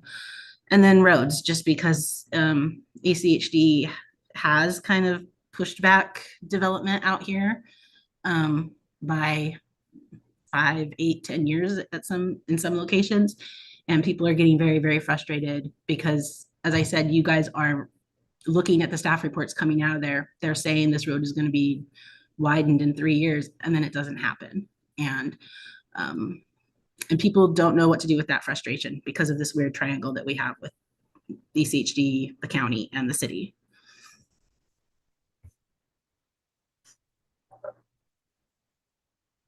Good. Yeah, Madam Mayor. Yeah. Marissa, hi, this is Kathy. I'm curious on SWACA's input in regards to the retail space. That shrinkage from that 264,000 to the 96. Yeah, we are always pushing for more commercial space. We have had a lot of commercial parcels that have flipped to residential here in the last few years. And there's, just like there's fewer and fewer places to put houses. There's fewer and fewer places to put commercial.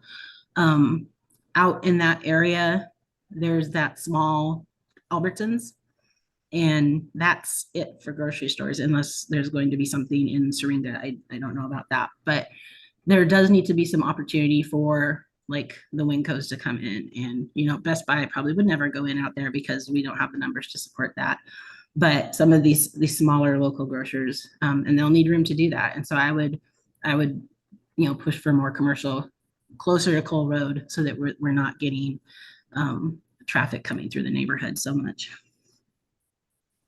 Madam Mayor, a follow-up. Marissa, do you see with the advent of us now being able to order groceries and have them delivered and almost anything on Amazon being delivered within 2 days, there's still that need for these large commercial stores to provide? Or are we looking at, do you think, more of the smaller stores like the Trader Joe's and the co-ops? I think there's always going to be a need for larger grocery stores. Depending on the store you're at, prices are higher or lower, right? Like Winco is obviously lower than Albertsons. And so I think there are people who will travel a distance to go shop where it is less expensive. And even if people are doing pickups, that doesn't reduce traffic. That's still like whether DoorDash is delivering it or you're going to Walgreens to pick it up, there's still a trip involved there. Thank you, Marissa. Anything more for Marissa? All right, we are going to take a 10-minute break, or 10 minutes. Be back before 45, please. And we'll start. Your mom? Yeah. Hi, everybody. Welcome back. Christy Little from ACHD is has dialed in if any council members have questions. Yeah. So right now I've got 3 folks signed up to testify. And then as I requested earlier, if you didn't sign one of these papers and you plan to talk, please come sit right here. Okay, first we'll have Stephen Hunt from VRT. And thanks, Ton, for moving forward. Appreciate it. Hi. Good evening, Mayor, members of the council. My name is Stephen Hunt, Chief Development Officer, Valley Regional Transit.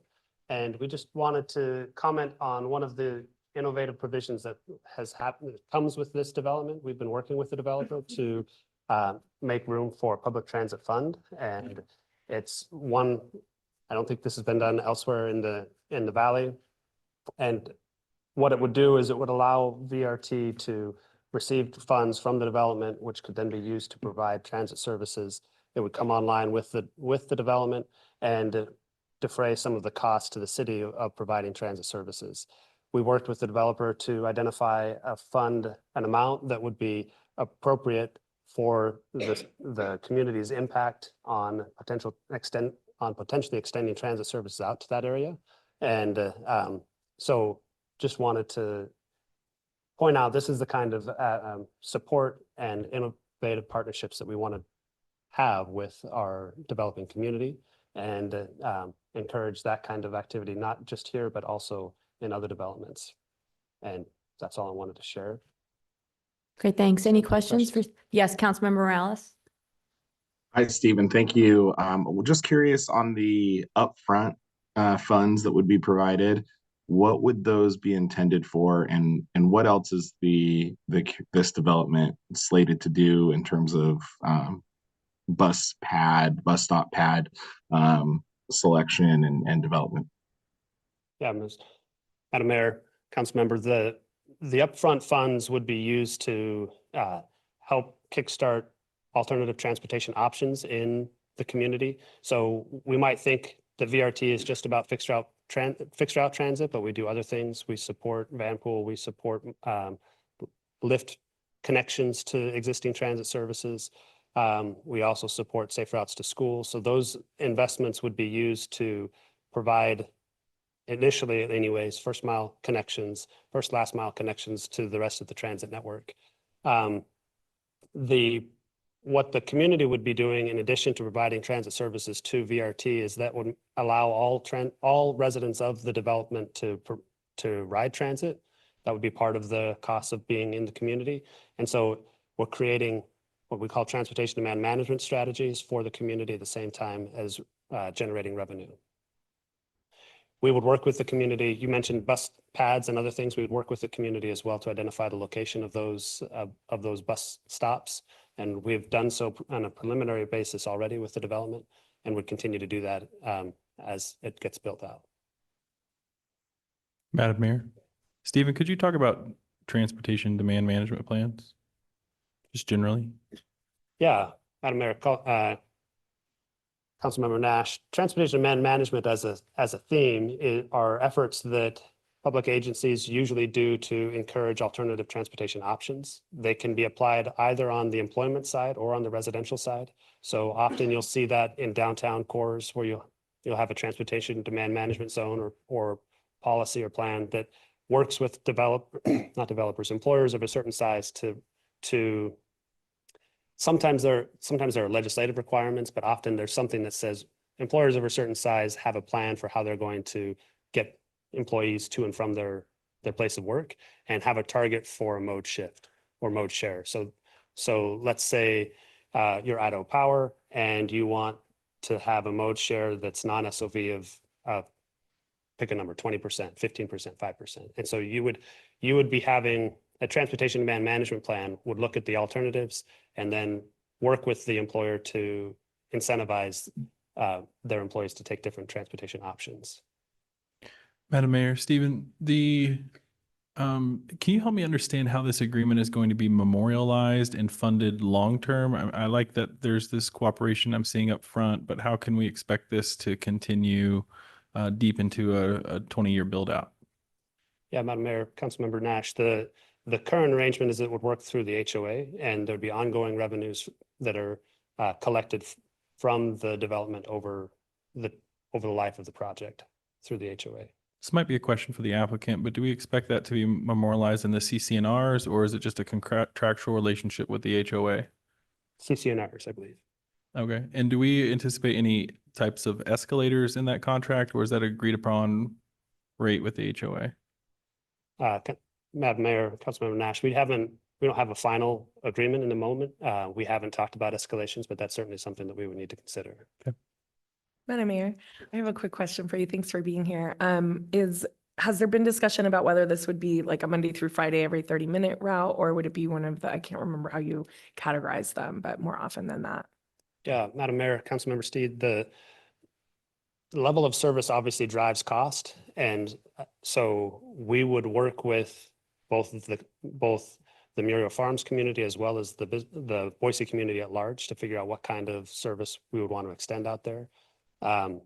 So initially you could imagine starting with say 30-minute peak hour service Monday through Friday, but as the communities continue to grow, you could extend that to being all day service 6 days a week, 7 days a week. But the CCNR isn't tied to a specific service level.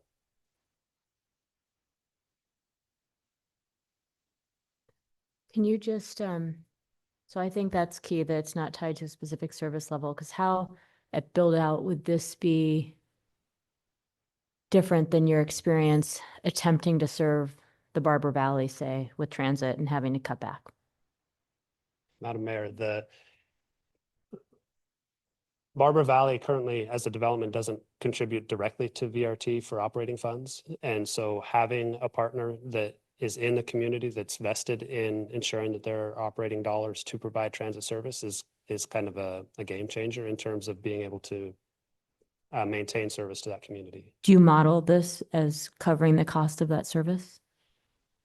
Madam Mayor, this would not cover the cost of connecting all of Muriel Farms to Boise, but So like a little circulator? well, so it's a little bit like impact fees on the roadway network. We look at what the impact that community would create for a larger connection. And so it would cover Muriel Farms' share of the service. But yes, we would need to continue to work with, say, the city or other developers to build out the full cost of the To move service around? Yes. And what specifically is the agreement between VRT and the developer, or this in the CCNRs related to this, given that it could tie our own city council to moving routes around, if the agreement isn't clear that there's no level of service protection? I'd like you to go a little deeper into that. Yeah, Madam Mayor, thank you. Again, we just have a draft agreement, and it's about the developer would provide funding to provide transportation options to the community, and we would work with the community on what that looks like. We wouldn't be able to put out a fixed route service there unless there was other support. And so that's not what's specified in the agreement right now, is the amount that would be levied per residence, and that would come to VRT to provide those transportation alternatives. What alternative is provided would Right, be, so what alternatives are you committing to? the agreement currently doesn't guarantee a specific kind of service. We would be using those dollars for service, but it doesn't specify a service level or a type. And you mentioned last mile service, the Lyft service that VRT provides. Where is the closest bus route that last mile could be utilized? Madam Mayor, currently the closest bus that comes to this would be at Victory. Well, so we are out past Amity, right? This is just over a mile. Madam Mayor, just for some clarification, what I think I hear you saying is that this agreement that would be in the CCNRs guarantees that the developer would provide funds to VRT, and then VRT would decide how to use those funds. Hopefully that would result in service to this area, but it does not guarantee service to this area. It doesn't guarantee any, Madam Mayor, Councilmember Halliburton, doesn't guarantee any specific services to the community, like that it's fixed route. We would be working with that community to identify how we could serve them best with those resources. Great, thank you. So it does guarantee or commit to service of some sort. This is, I think, important for all of us, because VRT comes to us every year asking for more funds. And in the last year, we had to make the tough decision to cut routes, such as to Southeast Boise. And if there is an expectation that this new development would have service and it's not covering the costs, then we need to understand what that is likely meaning you're going to come to Boise and ask for. Yeah, Madam Mayor, the current draft doesn't specify any service levels. So as with all of our services, it becomes a negotiation with our funding partners as to what's possible. Madam Mayor. Sorry, my mic was off. Yep. Just to try to help clarify this. So the funds that VRT receives from this development will be in some pot of money that they will then figure out how to use to try to serve this development. Not necessarily, and so Stephen, maybe you can answer, VRT probably wouldn't be contributing more funding beyond what they're getting from this community to serve that community. Is that correct? Madam Mayor, Councilmember, not without actions from other partners. That is correct. And Thank you. And then just to clarify, service did change for Southeast Boise for Barber Valley in combining of the Warm Springs route, but I would say it might actually be just as good. But I was concerned about that initially being on the block, but you brought that up, Mayor, so I just want to clarify that. So what do you mean by other partners? Madam Mayor, this is one of the challenges that we have with our funding model in general, is that we work with any partner who's interested in bringing dollars to the table for service. And then with all of our partners, figure out what level of service that means to all parties. So Are you referring to board members as partners when you say with all of your partners determining level of service? I'm trying to understand the language here. Madam Mayor, I'm talking about any financial contributor. So if that were the city of Boise, for example, or if that was Boise State or CWI or Ada County, any number of our financial contributors, they all contribute into the pool of funds that we then provide service to the community at large. So what we were excited about with this particular application is the opportunity to bring additional funds that aren't general funds from our local jurisdictions to the table, so that we could look for ways to defray the costs of transit services to the communities that we're serving, i.e. the city of Boise in this case, or Ada County.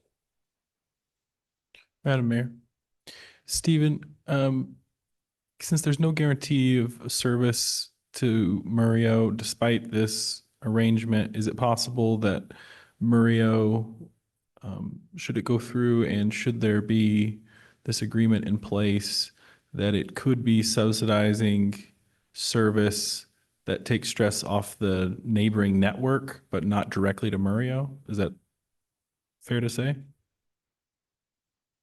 Madam Mayor, Councilmember Nash, I suppose that's possible. I mean, we would, I think what we would be looking to do is try and provide some kind of benefit back to Murillo Farms, yes. So that could look like maybe providing the Lyft transit connection options that we do elsewhere, where a resident could take Lyft to, say, Town Square Mall to catch a bus. That kind of service could be piloted for the community if we couldn't arrange to have a route that extends out into that part of Boise that covers other neighborhoods.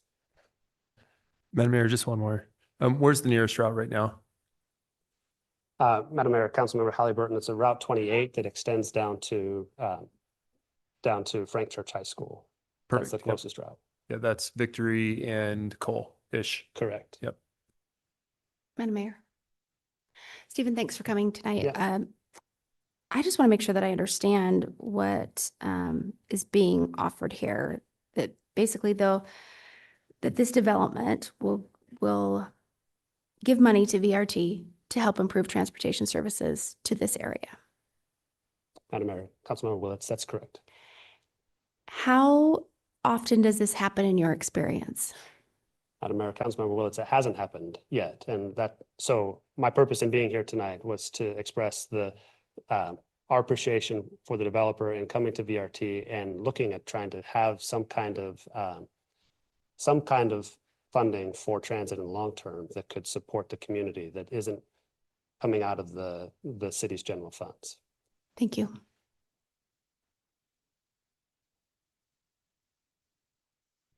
Thank you. Thank you very much. All right, next we've got, I think Ralph, is it Mellon? Hello. Madam Mayor, ladies and gentlemen of the City Council, my name's Ralph Mellon, and my address is 10 in the city is 10100 West Franklin Road, Boise 83709. I testifying that much more dense housing is needed in Boise, particularly in the southwest area. This is shown by the tremendous amount of congested traffic going west on the interstate to Canyon County, particularly Nampa and Caldwell. Now, these people do not come to these meetings, and perhaps they really should, but they're their home and their homes, you know, outside this area. But many would like to live closer, reasonably close to the working area in Boise. And so that needs to be considered.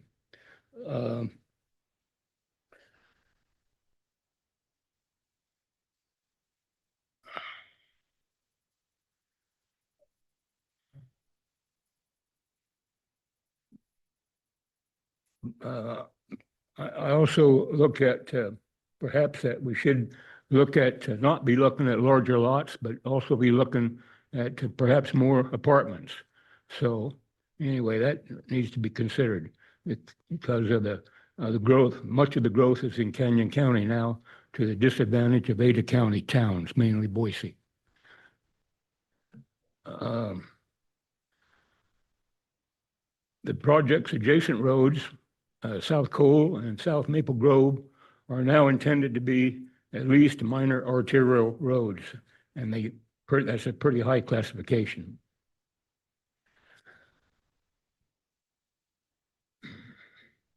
Regarding financial acceptability, as testified earlier today, Canyon County cities somehow largely get their growth projects to be financially feasible.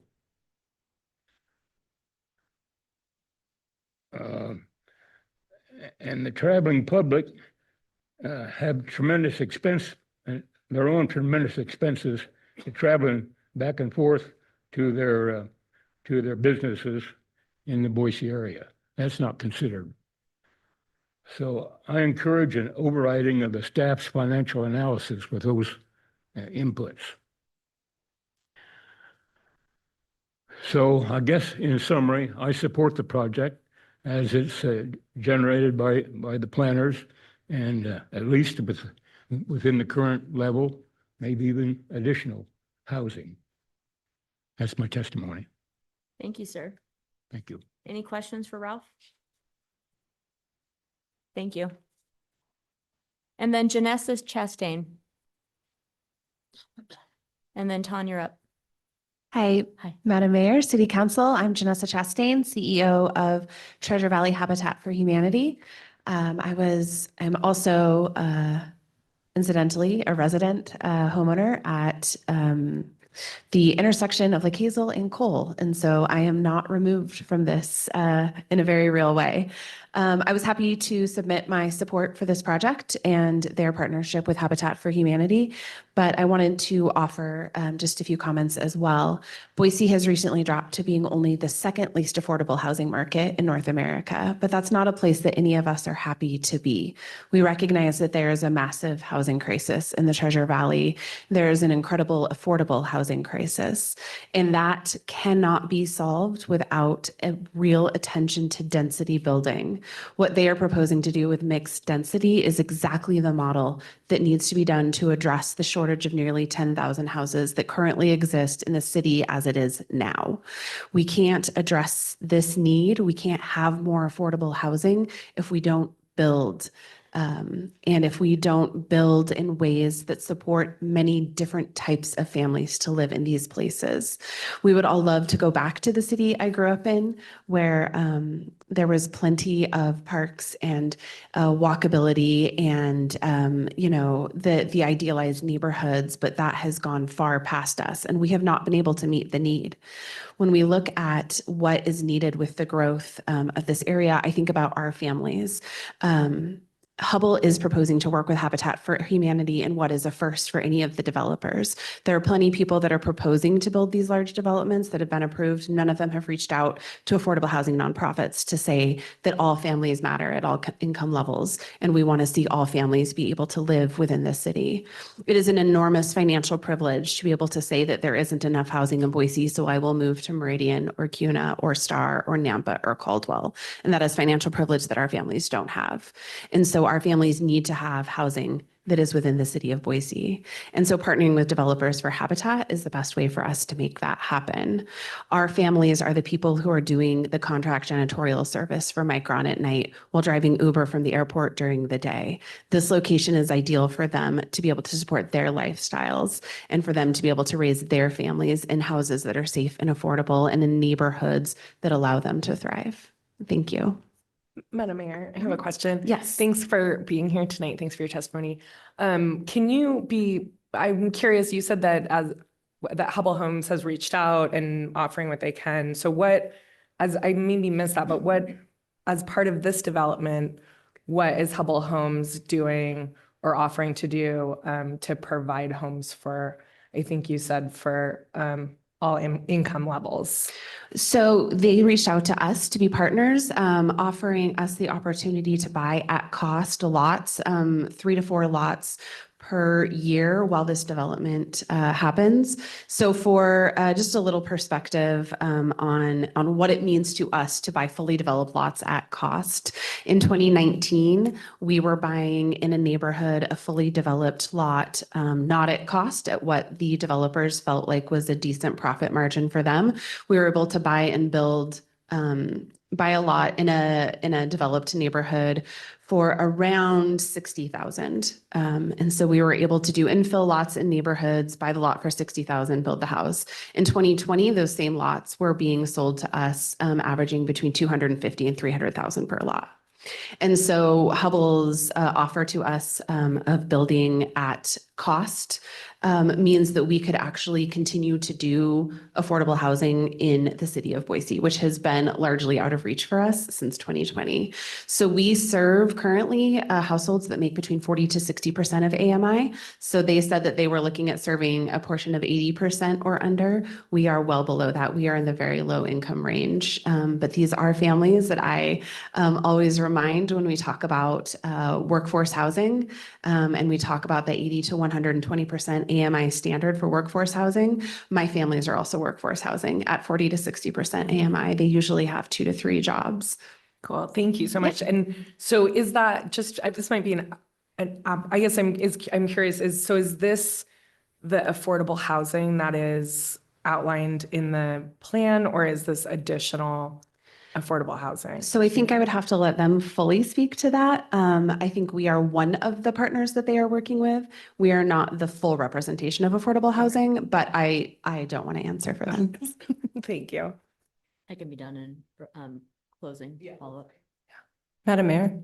Yes. Right. Yeah, thanks so much for coming out and testifying. I'm curious from your individual perspective, saying that because you live out of Lake Hazel and Cole, with your family that's out here, one of the amenities that are missing as well is parks that you had mentioned. Where does your family currently go when they go to a park? Yeah, I mean, so I moved out of Boise for a little while, moved back in 2020. So I was living in Phoenix, Arizona. So I will say my perspective on getting to a park is maybe a little skewed by the fact that I just didn't have them in Phoenix. So for me, we happily drive into the main part of the city to go to the parks. I spend a lot of time, well, if I'm honest, I spend a lot of time at the wineries right near the parks and then eventually walk over. But for me, I guess I don't see it as a burden to have to drive to the parks. I think we in Boise, something I admire is our preservation of parks, and the fact that any developers are considering park space at all is sort of an anomaly among large cities. So yeah, my family scoots on down to the sort of core park area, but I don't see that as a burden. I totally understand why it feels inaccessible for some people, and I'm glad to see that there is some park space provided for. It's better than, I think it's maintaining the character of Boise in a way that a lot of cities have not maintained as they have had explosive growth. Sure. Madam Mayor, follow-up. Thank you so much for the appreciation of the parks, and the city, I think, has done a good job trying to make sure that we commit to those as well. Can you tell us about your commute on a daily basis from being at Lake Hazel and Cole? Absolutely. Sorry. And I realize I am not addressing appropriately, so apologies for that. So my commute is about 15 minutes at most. So I go from Cole and Lake Hazel to Maple Grove and Fairview to my office.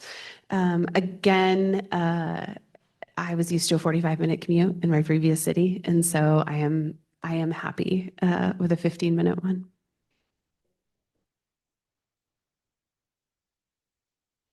Thank you. Thank And you. thanks for all you guys do. John, come on up. Anybody else planning on testifying? All right, thanks. Madam Mayor, distinguished council members, thank you for allowing me to make these comments. 1144 Ton Peterson, 1144 South Silverstone Way, Suite 500 in Meridian, Idaho, 83642. I'm the Chief Development Officer and General Counsel for Allquist Development. And Allquist Development strongly supports, in fact, this development, this project as proposed. Just a few very brief points in support. I think it is important, and it has been emphasized, but from our perspective, as we're in this boat often, it's important to note that the proposed use, this project, is provided for in the underlying comp plan. I think critical thought, and we've seen this at Allquist Development, we're appreciative of the critical thought that's gone into that comp plan.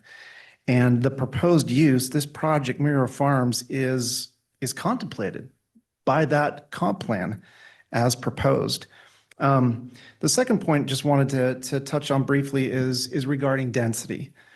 We view, our perspective is that Muriel Farms is truly an infill project. This isn't, from our perspective, sprawl. Sprawl is what happens when well thought out projects such as Muriel Farms are rejected, leaving the working class no alternative other than to travel each and every day to and from Star, to and from Caldwell, to and from Nampa, to and from and beyond, because they don't have any other options. That's sprawl. And I think that continues to be something that I think we all have to address, and we have to wrap our minds around what is sprawl? Stated differently, can it truly be said that Muriel Farms, which would be located within minutes of some major employers that the city has welcomed to the valley, including Micron, including what we all hope would be an airport expansion and industrial parks that are going up near Micron, is that sprawl compared to the working class having to travel across the valley, stressing and providing more congestion on existing infrastructure? It's our opinion, and it's our strong perspective that sprawl happens when we do that, when we don't provide options as proposed here with Muriel Farms. Simply put, this project, it puts families closer to work and work closer to families. And I guess in some ways we've made choices, and those choices have to be, we make choices as a community. So we want Micron to come. So now what are we going to do about it? And I think this is a solution to that, in part. In my last few seconds, we could not agree more with the applicant. It's easy to say that there's traffic. Our projects produce traffic. All projects produce traffic. But the existing background conditions, the already existing conditions warrant additional road improvements that are already built into the CIP. It's time to just make those a priority. Thank you. Thank you. Any questions for Madam Mayor, I have a question. We've got a couple. I'll go with Councilmember Morales first. Madam Mayor, thank Because you. otherwise I'll forget that you're there. So that's, I'm just calling first. Totally get it. Thank you. Question, we saw obviously the other pieces to open space that is being developed out there. BVA has a industrial / commercial spot out there. Can you maybe speak a little bit more to how that piece maybe plays into the need for this, but also do you have anything that you can say in terms of fire station and how it plays into that piece as well? Yes, I can, Madam Mayor, Councilmember Morales. Great question. And if I would have had more time, that would have been my additional point. I think the project, in a vacuum, just can't be viewed for the value that it brings. It has to be viewed holistically. There's synergies that are built as Allquist Development, others, Adler Industrial, and Muriel Farms kind of are blended together. In that light, Councilman, that is exactly, I think, the value that this project brings. I'll give you one example. It was in direct response to your question. It was addressed today that there's some concern that the amount of retail in Muriel Farms had to be shrunk. And sometimes you have to slice and dice in these projects. Well, viewed in a vacuum, that's a disappointment. But if you look right across the street at what Allquist Development is doing, what we're proposing a nationally known, and I can't say it, but a nationally known grocer. That's literally right across the street. And so I think that there are synergies that can be had here. And I think as you continue on to the east with the industrial park, you can see how this infill development, I think in answer to your question, can all harmonize together. As it relates to the fire station, we, Alquist Development, have and will continue to have those same discussions with the fire. I mean, it's going to happen. We all have to participate. That's the only way it's going to happen.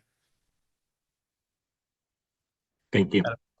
Madam Mayor, would Alquist Development be willing to contribute financially to the building of a fire station out there beyond the land that has been donated?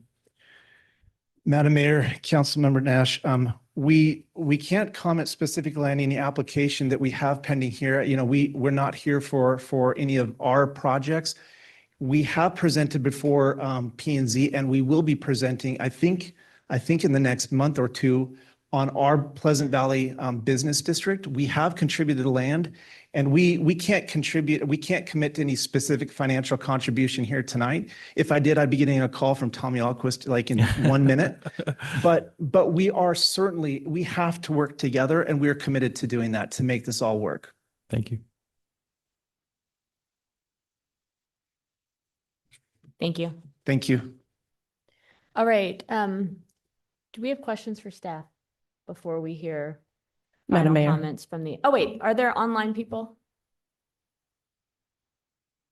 Madam Mayor, I do have a few online. I heard somebody say Madam Mayor. Oh, it was you. I'm sorry. Oh, great. Okay, let me check to see if there's anybody else that needs to testify. Madam Mayor, this is Ryland Keith. Riley Keith. Hello. Hi there. Oh, Ryland. Hi. Hi. This is Ryland Keith at 3279 South Cloverdale Road. I just have a question about if this development will help to build McGirdale Park at all. I'm sorry, we might be able to address that in comments, but the council doesn't take questions from the public. Why? Just say thank you. Well, this is a chance for you to share your opinions with council as part of the public hearing process. Okay, thank you.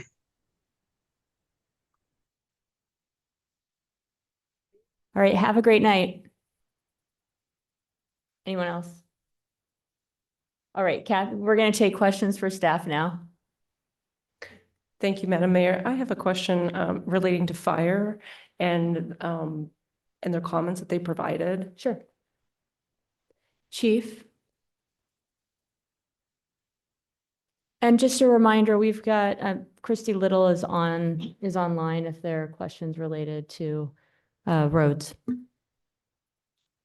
Okay, thank you very much for just sticking around with us here tonight. So I'm taking a look at the letter that was provided, and I had just a couple of questions.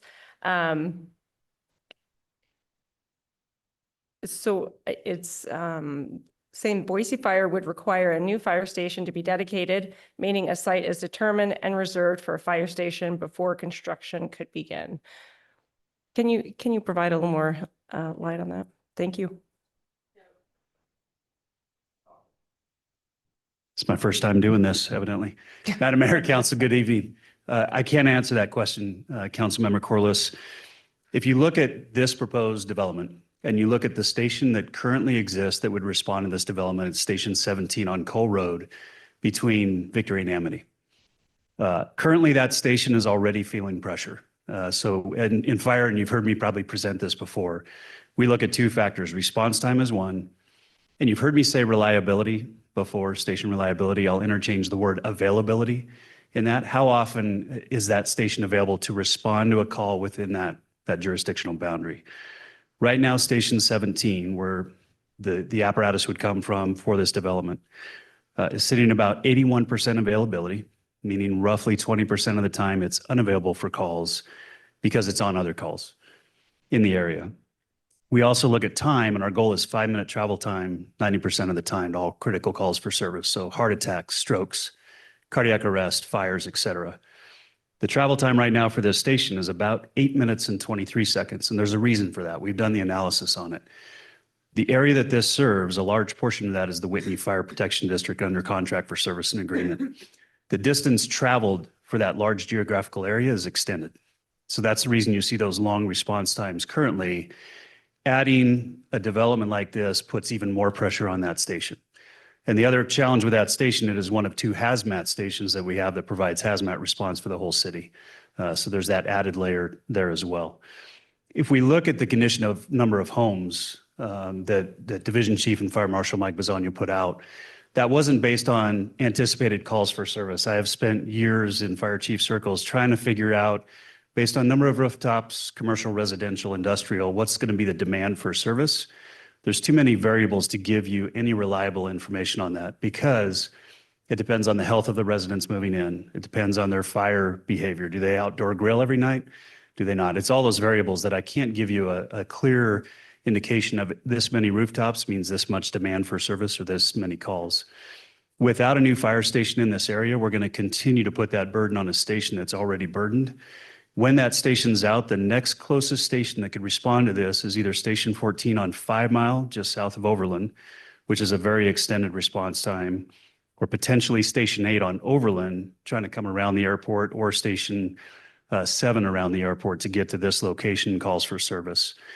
The ideal station location for us in this area, and it's been in our master siting plan for some time now, is Lake Hazel and Orchard, to serve not only potentially this development, but the other developments that are being talked about in that area. That's long been pinpointed as a ideal station location to serve this whole area. Thank you, Madam Mayor. Another follow-up question regarding to the Whitney Fire District station. If they're looking at putting in a station, it looks like at potentially Lake Hazel and somewhere between 5 Mile and Maple Grove. So if that station were to be built, you feel comfortable then then there'd be enough service for the community? Certainly. So we've been in conversations with the Whitney Fire Protection District, and that station, I'm going to put a pause here because to build a station is one thing, as we're all talking about. To staff the station is something completely different. And right now, I don't believe Whitney's in a position to staff that. It's going to take some time to build up enough revenues to be able to staff that. But that station and that location would help ease the pressure that currently Station 17 that we just discussed and Station 14 are feeling in the far southwest portion. Thank you. Madam Mayor. Oh. Jordan. Councilmember Nash and I are on the same wavelength tonight. Thank you, Madam Mayor. Chief, while you're up there, so our current master strategic plan for Boise Fire has a mid-range goal of adding a 4th truck company to Southwest Boise with the development of the new station. Now that plan came forward before we've accepted this application for development. Can you talk a little bit more about how, I guess confirm my belief here that regardless of whether we approve Murillo or not, that mid-range goal of sometime in the next 5 years is still necessary? Madam Mayor, Councilmember Morales, the answer is yes. As we have looked at, so let me hit on truck companies for a second. They're very specialized pieces of apparatus with specially trained firefighters that are commonly assigned rescue. That's their primary job on any fire, is they are the rescue team. They also do our ventilation that we have on fires. So they're our ventilation team. We have identified a gap in our coverage as our city grows in the south where we do not have adequate truck coverage. So there is a plan when growth occurs to present a plan to add a truck company in the south, correct? And then, Madam Mayor, just to follow up, we asked, there was a little bit of talk there about the Pleasant Valley site selection. That site, has that been selected or not, or still in process? Madam Mayor, Councilman Rouse, that site specifically has not been selected. We're working with the developer to understand where that ideal site would be. Thank you. Madam Mayor. Chief Niemeyer, is it fair to say, given what your comments about rooftops, that the number given was a good faith estimate to give the developer an ability to get the development started, but understanding that this development needs more concentrated fire service near it in order to have a full build out? Is that fair to say? Yeah, Madam Mayor, President Nash, that is fair to say. That specific area Where they would start development is right on the edge of that 5-minute travel time. So we felt comfortable saying yes to that, but anything beyond that is beyond what we can provide.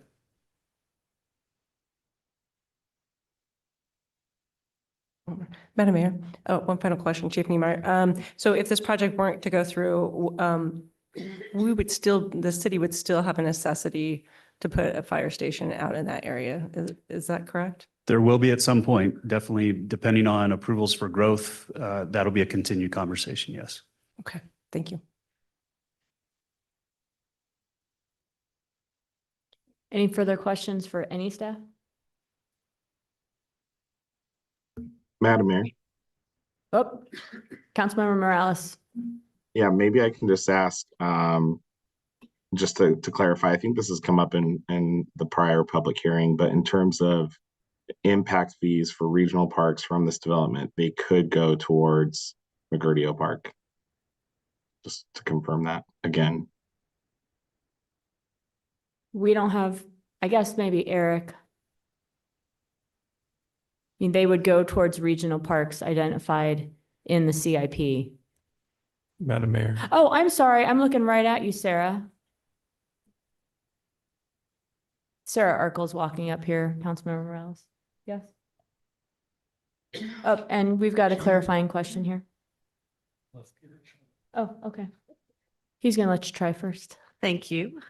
Madam Mayor, council members, Sarah Arkell, Boise Parks and Rec, Superintendent for Parks Resources.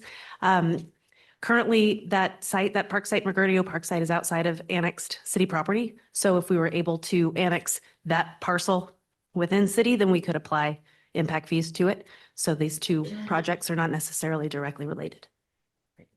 Madam Mayor, Sarah, isn't this, what's within what would be considered a local park near this? Is there anything that would be considered a local park?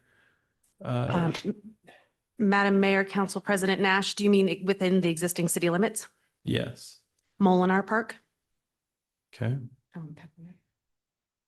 Coughlin is a park site that is nearby. Mm. It is not yet developed.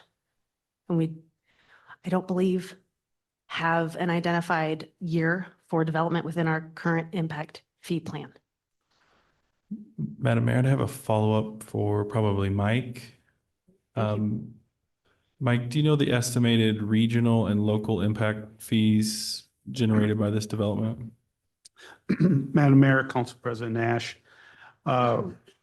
we do have an estimate of what impact fees may be. Regional parks for the 3,500 plus units would be 5.1 million. Local park impact fees would be 14.8. Based on analysis where we've taken some estimate of different sizes and product types. Madam Mayor, I'd just put a note and ask the applicant in their rebuttal to talk about if they have any estimates related to park build outs in this development. Madam Mayor, I've got a question for police. It might be quick, but it also might be worth both of you coming up at the same time. Both of who? From the police department.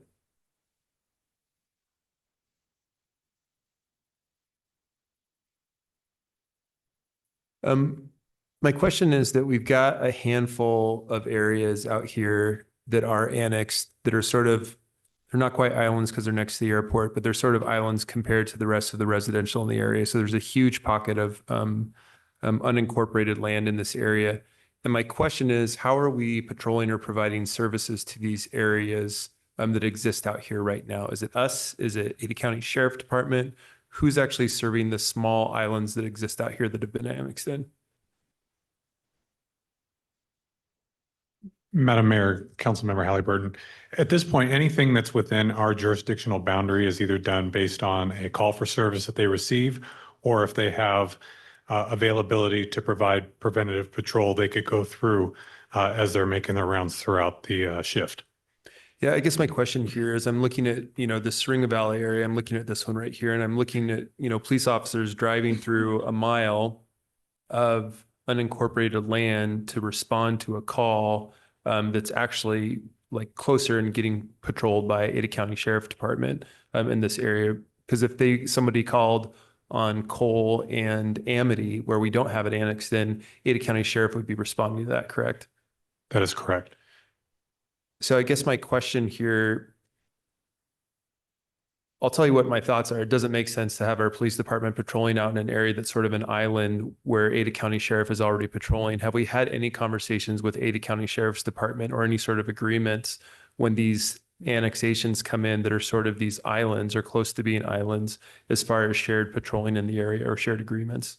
Madam Mayor and Councilmember Halliburton, not that I'm aware of. And so I can't speak for any conversation that former Chief Weiniger, retired Chief Weiniger had with the sheriff, but to my knowledge, I don't have any information regarding that. Yep. Thank you. And I guess I would assume that those conversations would be hard to have until you actually know that you've got a piece out there that would need to be patrolled. So you're sort of like, let's have this theoretical conversation, not knowing necessarily if it's going to happen. It is something that I think about, like we've got this area out here separated from everything else in a patrol area that's already being patrolled by Ada County. And why wouldn't we be working with them as far as looking at that level of service that we would be wanting to offer? But I appreciate that insight. Madam Mayor, kind of follow up with Jimmy Halliburton's question. So when a call comes in for service to a 911, is the dispatcher looking at that location and then allocating that out between sheriffs and BPD? I know I'm pretty close to Maple Grove and Overland, and I see a lot more Ada County sheriffs patrolling in our area than I do BPD. So I guess, I don't know if there's an agreement, but I guess when you call into EMS, like stick with my first question, is it allocated? This is city, we send BPD. This is county, we send sheriffs. Madam Mayor and Councilmember Corliss, that's correct. So if it's within the city of Boise proper jurisdiction, a BPD officer will respond. If it's in an unincorporated area and something that's handled by Ada County sheriffs, they're the ones who would be dispatched and would respond. Madam Mayor. Deputy Chief Brooks, I remember we had a critical incident out this way maybe last year, and it seemed like we had BPD officers involved. Could you give me an idea of how like this naturally happens with responses?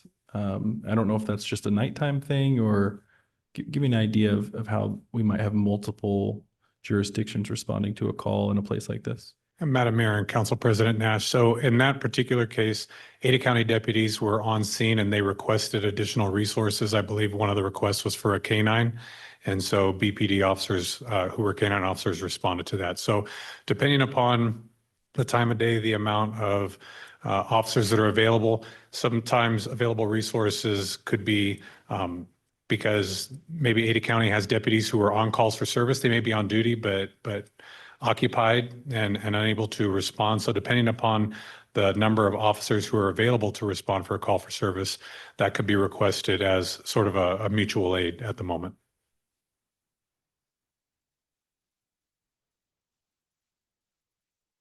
Thank you. Anything? Yeah, Madam Mayor, one other question we're talking about beforehand is if we know how much commercial space is allocated in locale. That was a topic that came out, if there's enough commercial space potentially in this development. Madam Mayor, members of the council, I did look into this for the locale, and according to their specific plan, the village center of locale had it allocated about approximately 30 to 60,000 square feet. And their commercial campus area on the east side is between 60 and 90,000 square feet. Thank you. Madam Mayor, another question for staff on that same point. David, could you give me an idea of how we arrive at calculations for commercial space and what types of things are we looking for? Obviously, there's the concern about stores that are too big for that area and that will bring more traffic there. But could you give me an idea of how we arrive at those figures? Madam Mayor, members of the council, when we looked at the commercial space with a specific plan, we were trying to look at what was in locale, what BVA was providing in the area, and then also just trying to scale it appropriately to what they want or what they're looking for, trying to provide that neighborhood serving commercial type of component. So that's what when we're looking at the square footages, that's what we're trying to get at. So that's where we approximately came up with the 94,500 or 600 square feet, trying to provide a number that provides commercial, but also provides more of a neighborhood serving commercial for restaurants, small retail, things of that nature, offices, and avoid the big box, which would consume theoretically the entire square footage that they proposed.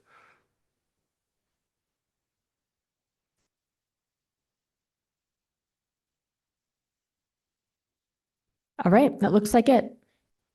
Go ahead and have the applicant up for final comments.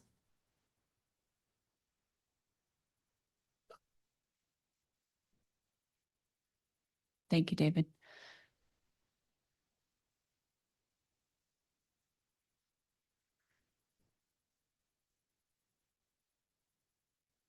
Trying to get my corrected slides up in front of you.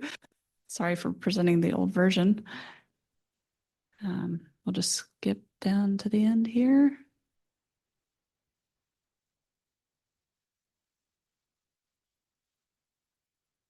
Okay. There's the current specific plan in front of you. Okay, let me address, let's start with commercial. Want to point out that there is a range of commercial that's allowed in the specific plan. This is again, a zoning document. This isn't a specific phase coming in, and there's a lot of flexibility that's built in, particularly in these mixed use areas where you might have different ranges and sizes of commercial based on the uses that are allowed and the dimensional standards in the code. But how they choose to build out, you might have, live work spaces or vertically integrated spaces. You might have larger commercial developments or more of a mix with residential. All of that creates a range. So the 95,000 is an estimate that's in the middle of that range. And it's roughly within, goes down to 50 and goes up to 138 of just allowed uses within the different zones.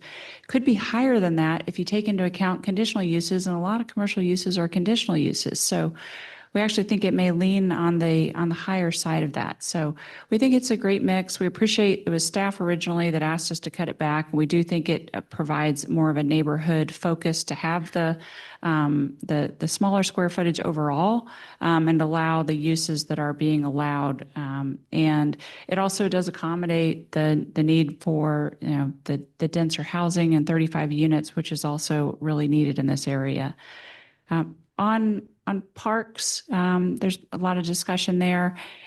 Wanted to address specific questions about, what this development's bringing. We didn't talk about acres, and so just in case you haven't pulled that out of the plans themselves, the 8 Mile Park area is approximately 13 acres. The New York Canal is approximately 12, and that main central park is 5 acres for the public portion, not including the community center. So that's 30 acres of parks that is proposed to be public now, that will be provided by the development and available to the community. The impact fees are significant and will benefit the entire area plus regional parks. McGurdio Park is on the city's CIP. The city does own the land and it's adjacent to city limits. So that is an opportunity for those monies to be spent, as well as other parks that are in the capital improvements plan for the Southwest area, and however the Parks Department decides to allocate regional fees. So I think there's a great opportunity that Murillo Farms brings to the Southwest and to parks generally. There was a question or comment from the neighborhood associations about lane widths, and we did drop a slide in here to try to illustrate this. So this is just from the specific plan. The lane widths are really dictated by ACHD policy, but also by fire. And so in order to accommodate the fire truck is why you have a bit of the variation in those lane widths in different locations. And so those were designed with input from city, the fire, and ACHD to make sure that we were accommodating all of the uses. And that's what's led to the inconsistency that they pointed out between sometimes 11 foot and sometimes 12 foot. Just flip through to these other comments. VRT, wanted to touch on that. Really appreciate Stephen being here and really appreciate the partnership that they've provided to us. We to be very clear, we do not want any city resources in addition to what you're already generously providing to VRT to be allocated towards our effort here. We're simply trying to be additive, not to take away or to cause any future obligation whatsoever. There's no continued obligation for VRT beyond the funds that we provide. Again, this is to be additive. We want to help support the system and the community. It's great that with the amount of money that we are contributing, they are able to provide on-demand service. That will be great for our residents to have that opportunity, particularly because we are focused on providing some affordable housing. That's great to have that. That is part of what we get with that money. And that is very beneficial. The amounts that we came up with, as Stephen mentioned, are comparable to an impact fee. We looked at, with their assistance, the cost of 2 buses, because you have to have 2 to have an entire route, and a route, and looked at the number of people that you can expect from this size development and truly developed a proportionate share. And that's what that's based on.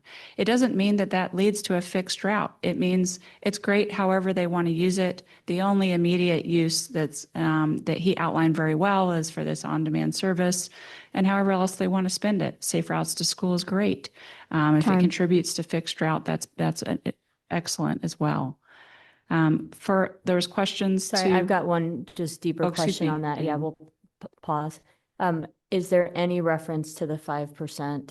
Because on your slide, it referenced the 5% that council contributes to VRT right now. Is there any reference to that tied to your location in the agreement that you're forging with VRT? Mayor, no, not at all. Okay, great, thanks. I see I'm out of time. If the council would like, I would also address the question that came up about partners with charitable organizations for the affordable housing that came from Councilmember Stead.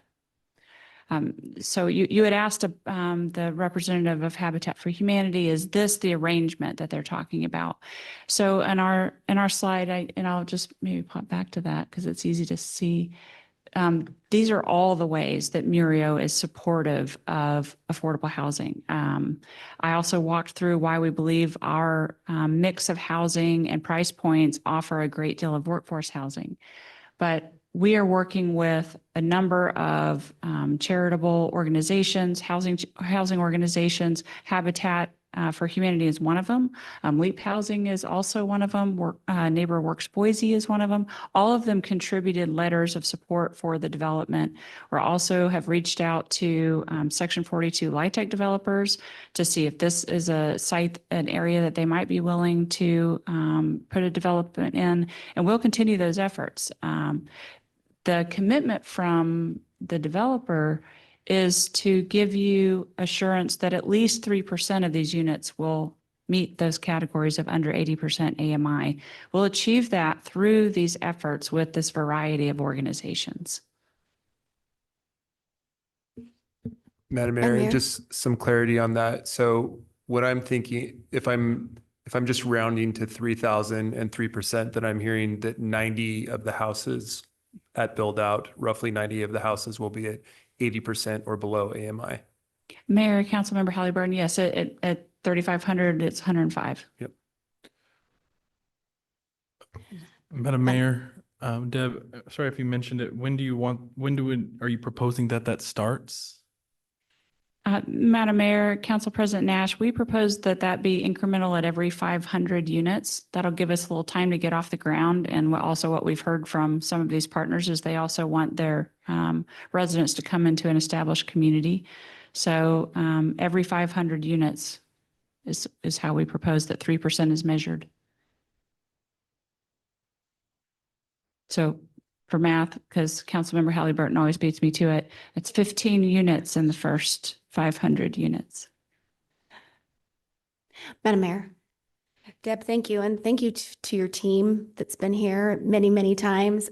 We had a slide earlier today that listed the work sessions that we've gone through. I'm curious about how long you've actually been working on this. When was the first meeting with the city? And could you give us a little history on what it's taken to get here tonight? Sure. Madam Mayor, Councilmember Willetts, I did cut out the whole history from my presentation tonight because we'd gone through that in May. So I'll just approximate the dates and I know that you guys are familiar with it anyway, but it's been more than 3 years of an active application pending here and a lot of work back and forth. And even before the application was filed, there was discussions with the city about how to bring this area in. It's long been identified as a cohesive parcel. When the McGurdios began to sell off some of their property to the north, including what is now included in the developed Bosseri subdivision, the city said, we don't want to piecemeal this. We want you to come in with a comprehensive plan. And so that began an expensive and long investment in a plan. A lot of discussions with the city, with a lot of early support with the city. Director Keene came out and visited the property, said that he liked the plan. Staff has provided positive comments throughout about the design, and the development has responded to each of their specific adjustments. So it's been a lot of work on the part of the development team. It's also been a lot of work on the part of the city. So a lot of time has gone in response to the versions of this specific plan and the meetings. And so we're appreciative of that. And we think that it's led to a better product before you this evening. Madam Mayor, I have a question. So if you are saying that city staff had been supportive all along, what do you think caused the change? Madam Mayor, To recommend denial. Council Pro Tem, we know we were told what changed the finance report coming out. The change between the 2021 finance report and the 2022 finance report is what caused it to change.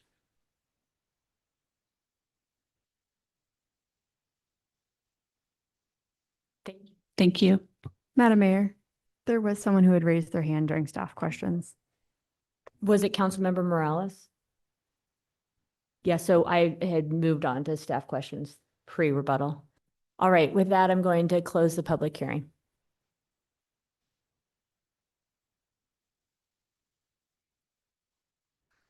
Madam Mayor, bear with me, this is a long one. And I would just say to council and the public listening that I'm happy to repeat and describe and dig into the motions I'm going to make here. Madam Mayor, I move that CAR 21-22, a request for annexation of approximately 380.7 acres with a zoning district of SP-4 Maria Farms specific plan located at 7421 South Maple Grove Road be approved, and ask that staff return to us with findings subject to the following conditions. We find that the annexation of Maria Farms may result in a financial detriment to the city, costs that exceed the potential revenue burdening city resources. Then over a 30-year period, the city may anticipate a loss of up to $4.5 million based on the June 2024 financial analysis provided by the city under assumption of 3% property tax growth. We conclude that the assumptions of the financial analysis submitted by the applicant are overly optimistic and cannot reliably be used to assess the financial impact accurately. Given these findings of approval of annexation is contingent upon payment of proportionate shares and mitigation fees associated with the annexation that are above and beyond those required to be paid by impact fees, and address the future financial impacts so that this development will have upon future citizen taxpayers. This amount is intended to mitigate future costs of service delivery caused by development, but captured by tax revenue generated by the project. A mitigation payment of $4,500,050 to be assessed at the time of issuance of building permits of each residential unit as follows: $1,650 per single-family home or townhome residential unit, $905 per multifamily residential unit. Boise City Council may waive these fees if the Idaho legislature restores the taxable market value of the new construction roll to 100%, up from the current 90% per Idaho Code, Section 63301A3, provided no additional measures that severely restrict the city's revenue are implemented by the Idaho legislature. No building permits may be issued after 556 homes or Phase 4 complete, whichever is first, until the construction begins on a new fire station in South Boise within city limits, and a plan is in place to provide 4-person staffing at this fire station. The applicant shall work with the city to establish a mechanism for funding one-time capital and operating expenses for a fire station in South Boise within city limits. This mechanism may include extraordinary impact fees, advancing development impact fees, and contributing proportionate shares of mitigation fees for ongoing service, subject to council approval.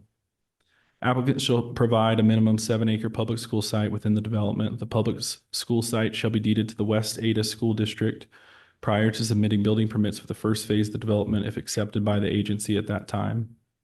The applicant shall dedicate all park areas identified in the specific plan to the city of Boise as complete and prior to the occupancy of the subdivision in the service area with each park as specified in the specific plan. The city will design and develop the park at the cost of the applicant. The costs shall be credited towards the applicant's development impact fees related to local parks. If the costs exceed the anticipated impact fees for local parks generated by the development, excess costs shall be the responsibility of the applicant. All pathways shall have permanent public easement, and the developer will pay maintenance and operation costs. Applicant shall provide a minimum of 3% of its units as affordable housing, subject to deed restriction for 50 years, at or below 60% AMI, beginning at 500 units and measured every 500 units, or applicant shall provide a parcel of no less than 4 acres for city facilities or projects. The site shall be deeded to the city unrestricted on use or development for a public use or purpose prior to the issuance of building permits for phase 1. The applicant shall work with the director of PDS regarding the location of the parcel. Applicant shall pay $2 million towards the city's mitigation costs related to the proposed Orchard Street realignment payable before the issuance of building permits for phase 5. Or its equivalent as determined by the director of PDS. Prior to the issuance of building permits for phase 6 or its equivalent as determined by the director of PDS, orchard realignment must be completed. Prior to the issuance of building permits for phase 9 or its equivalent as determined by the director of PDS, Lake Hazel extension must be completed. Applicant shall comply with the requirements of Boise City Code Section 11-410, assured water supply with each subdivision of development. The applicant shall work with Valley Regional Transit to develop and implement a transportation demand management plan. The TDM plan shall be prepared prior to the first phase of development. The applicant will fund transit services identified through the TDM process, along with any associated stop infrastructure. Additionally, the applicant shall dedicate the necessary right-of-way to Valley Regional Transit for stop infrastructure specified in the TDM. Approval of subsequent development phases is conditional on the continuation of the agreement with VRT. This agreement is subject to the approval of the director of PDS. The applicant shall follow Boise City Code Title 11-332F use-specific standards, residential standards, including Boise City Code Title 11-332G use-specific standards, residential standards related to the ability to convert property to a fourplex. Boise City Code Title 11-332B use-specific standards, residential standards for residential uses, residential standards, ability to ADU by right. Boise City Code 11-332F use-specific standards, residential standards, live-work requirements. Car washes and self-storage units are prohibited within the specific plan area. No CC&Rs shall be adopted or recorded without the approval of the director of PDS or their designee, and such standards must not conflict with the modern zoning code or restrict the development of any future public pathways.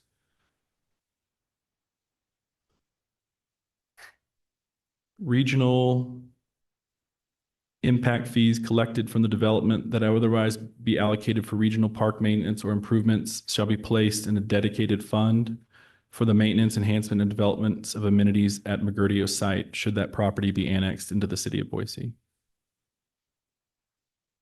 That's it. Madam Mayor, I'll second the motion. Madam Mayor, before a statement, a question from the motion maker. Yep. Thank you for the motion. Can you add up some of the requests that you made? Financial requests. There was quite a few different ones, but if you could review those and add those up, that would be great. Yeah, so above and beyond what is required in the just normal impact fees, tax revenue, what have you, it's $4.5 million for the ongoing financial impact. 2 million for orchard mitigation, orchard realignment mitigation, and park costs they would incur that are above and beyond their impact fees. The only other outstanding item, and this is the biggest item here, is fire. We do not have a new fire station budgeted for this part of town. Like Chief Niemeyer said, it's one thing to fund a fire station, it's another thing to staff it. The city of Boise cannot promise that we can staff something like this quickly. We need a plan, and we need developers that are out there building. We need them to work together to help us do that, or these houses are never going to get off the ground. I'll save more for my comments on this, but yeah. Madam Mayor, following up on the question there. So there's the 4.5 million for the ongoing financial impact. Can you explain that a little bit more, what that looks like? Yeah, so the June analysis that we had, which I just want to say we have 5 different financial analysis between the applicant and the 4 from the city of Boise. I really appreciate the work that's gone into that and the patience that you've had with us in understanding the financial implications of this. In the June analysis, it shows several different assumptions that you can take. And I appreciate that because some of these assumptions are policy decisions that the city needs to make about what our levels of staffing are. In that June analysis, which is on page, I think you told us 15, it shows that if we assume a 3% property tax growth, that the 30-year NPV would be $4.5 million. I think it's appropriate for us to assume a 3% property tax growth because that's what we're allowed to take. And assuming less than that and charging Mario Farms for it, I don't think that makes much sense to me. So that's how I arrived at that figure. That would be assessed on a per unit basis. So $1,650 per single family home or townhome and $905 per multifamily residential unit. And I would also add that we have an opportunity to waive those should our taxable value be restored. It's my understanding that if our 100% taxable value would be restored, that would generate revenue about 10% above and beyond what's expected there. I think that's in the ballpark of $5 to $6 million. Any head nods? Okay, all right. So if we were able to collect that revenue, it's my finding that this would break even, which was testimony that we had received in the May hearing. And Madam Mayor, I'm trying to nail down the clarification here. So you're talking about collecting on average $160 per unit. $1,650. $1,650 per unit over time, and it eventually is going to add up to $4.5 million. So it's adding up, and once you hit that 4.5 million, it's done at that point. Correct. There's no ongoing funding. It's just essentially one time after it adds up. Correct. Okay, thank you.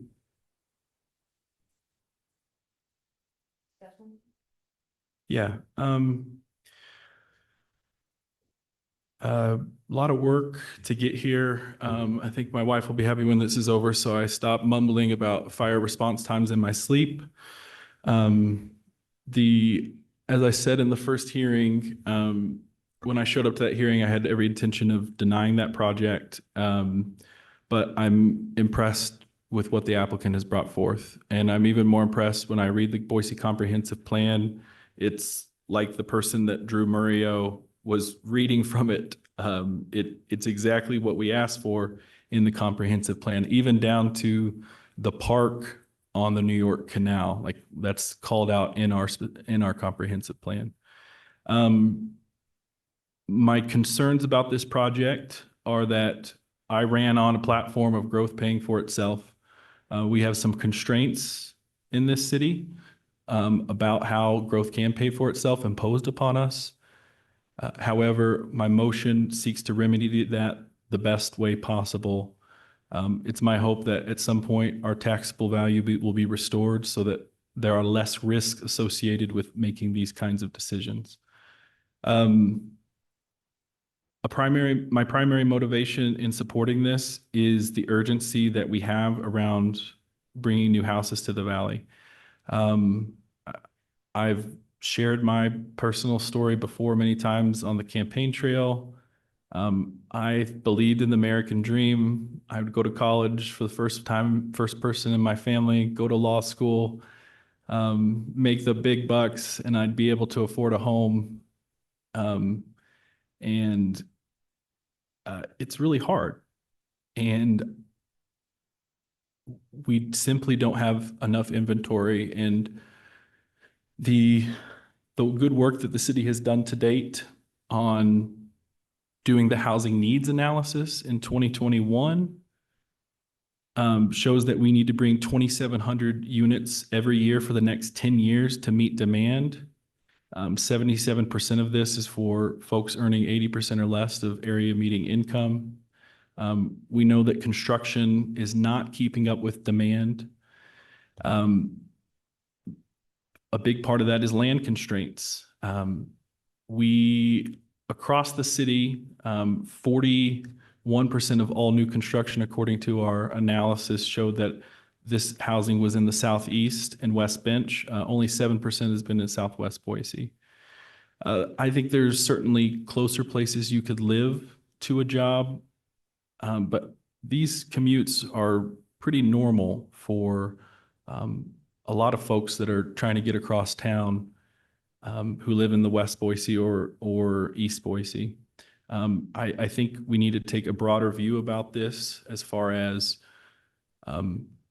would we rather folks working in Boise live in Caldwell, or would we rather them live in Boise and bring in the tax revenue, not just when they come to visit and shop, but when they live there?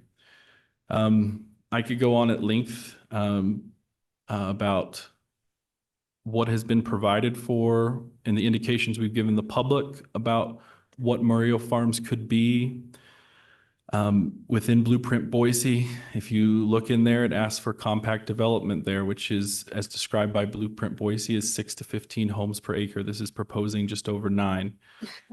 Page 391 of Blueprint Boise, the second to last page, identifies this as significant new development or redevelopment anticipated.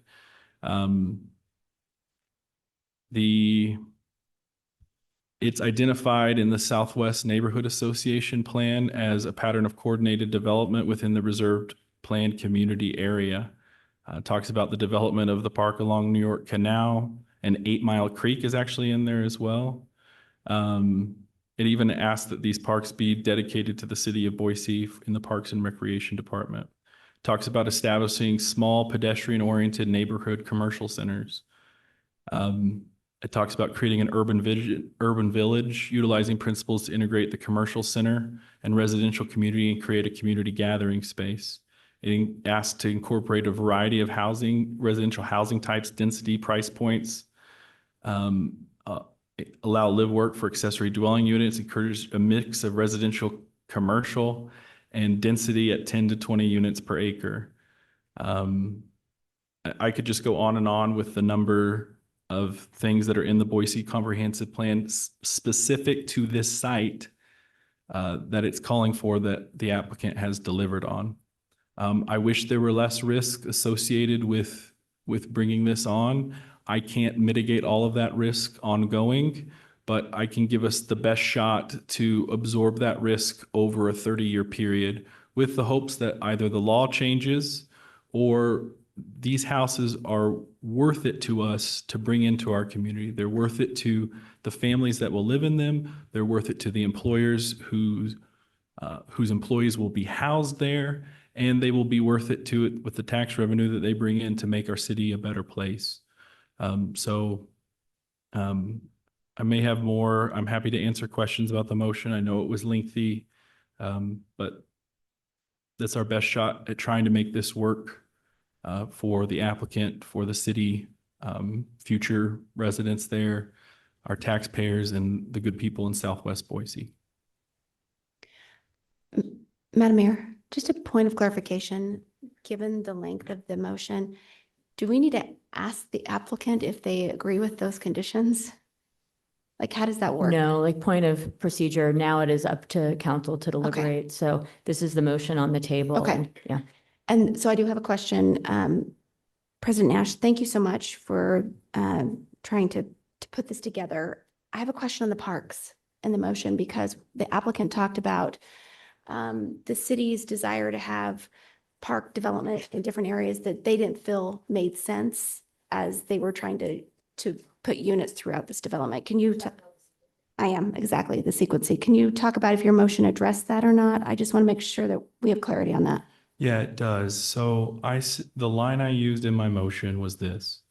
The applicant shall dedicate all park areas identified in the specific plan to the city of Boise as complete and prior to any occupancy of the subdivision in the service area of each park as specified in the specific plan. So are you calling, if you don't mind, are you calling the service areas? Are you tying the parks to the phases? So I am not. I am tying it to what the applicant has proposed. So it seems like the only friction point that I'm aware of between staff and the applicant was the New York Canal, because the applicant would like to continue to farm there. So I just propose that we do what the applicant proposed in the specific plan. In terms of timing? Yeah. Madam Mayor. First, I just want to say what a great motion. Really good motion, really well thought out, very creative, and trying to address a lot of these issues in some very, I think, very, very meaningful ways. I can't support the motion. And it really comes down to two things. I think we're getting a financial analysis from our staff that's saying that over 30 years, a potential loss of $22.5 million. That's more than 4.5 by quite a bit. And maybe it's not quite that much, but maybe it is. And I think that we as council have to be asking ourselves, if that turns out to be right, if our staff's analysis is correct or even close to correct, what are all the things that we're willing to give up to get there? Just a week ago, maybe 2 weeks ago, we did the opening of the Franklin. Franklin and Orchard. Absolutely amazing project that provided all sorts of housing, online affordable housing for people that are experiencing homelessness. And it took a lot of money to do that. And this is potential money that is not going to be on the table for that. It's potential money that's not going to be on the table for parks. It's potential money that's not going to be available for all sorts of different initiatives that we use to address homelessness and to address housing. Dr. Eberly, I appreciate your math and your expertise and your service here on City Council. And I don't trust that it's incorrect, but I also sit here on a regular basis and I've approved budget after budget after budget where I've trusted the financial analysis from our staff. And the analysis is that we're typically conservative, but we're conservative so that we can take risks for big projects that are meaningful in this community.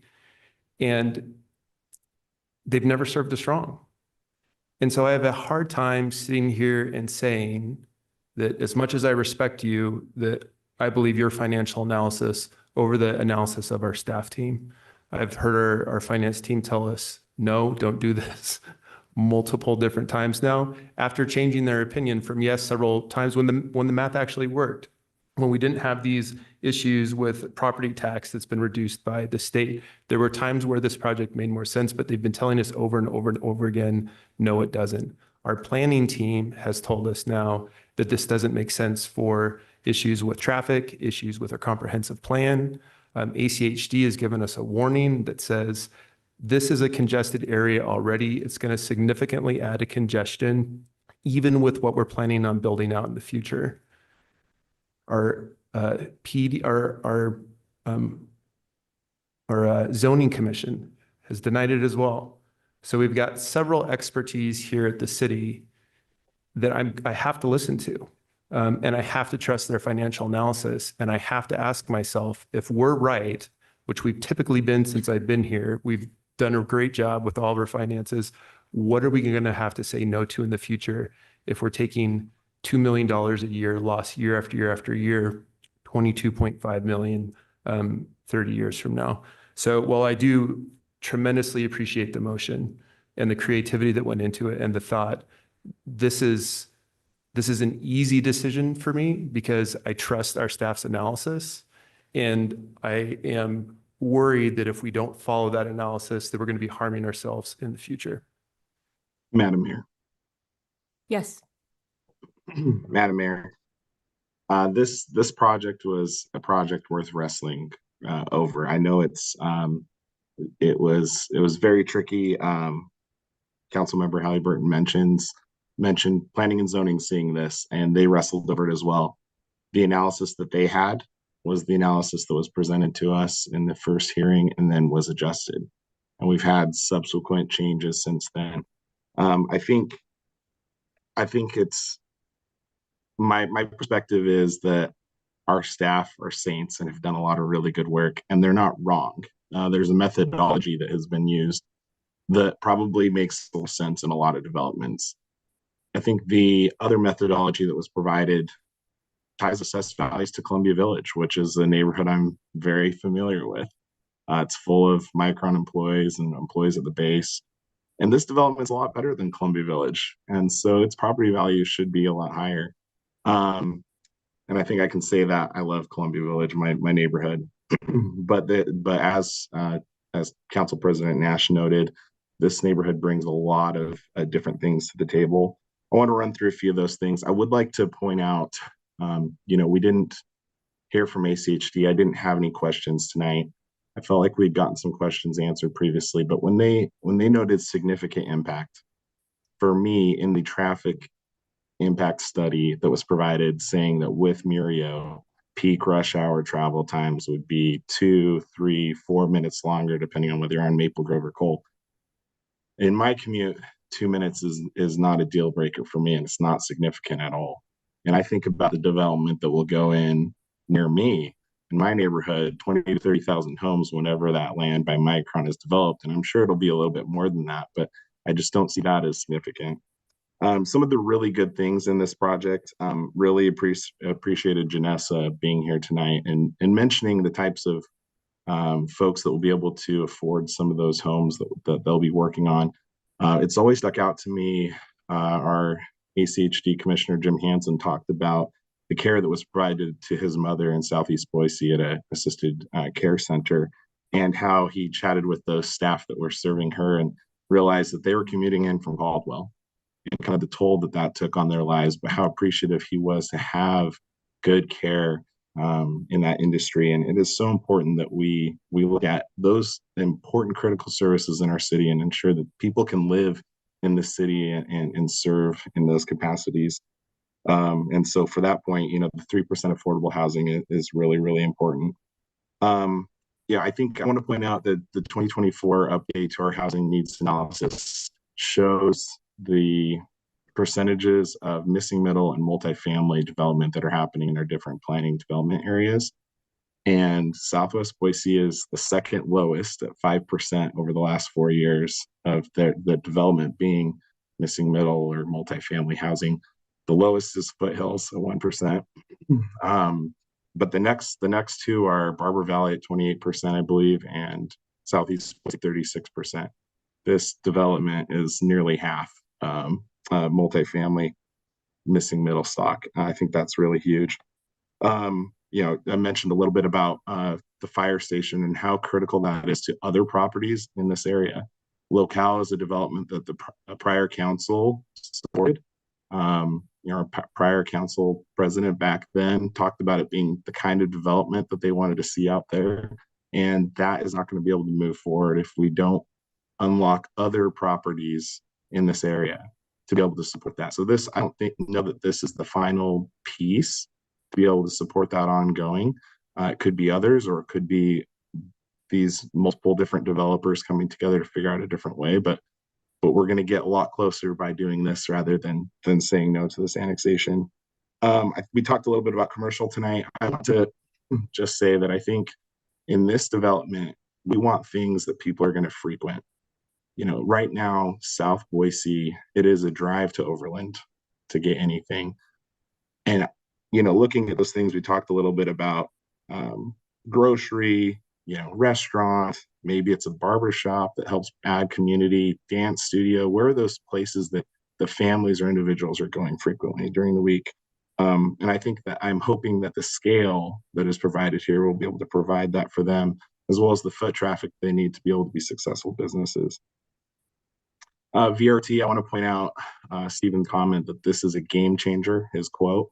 And I really do believe that that is the case. As I've talked a little bit about this with others, I think this is a really critical model that not just our city could revisit, even existing developments could revisit that have HOAs that want to be able to bring about transit in their areas that are maybe underserved, but especially for our nearby cities. And I just think that it truly does set forth a model of impact for really beyond our city borders.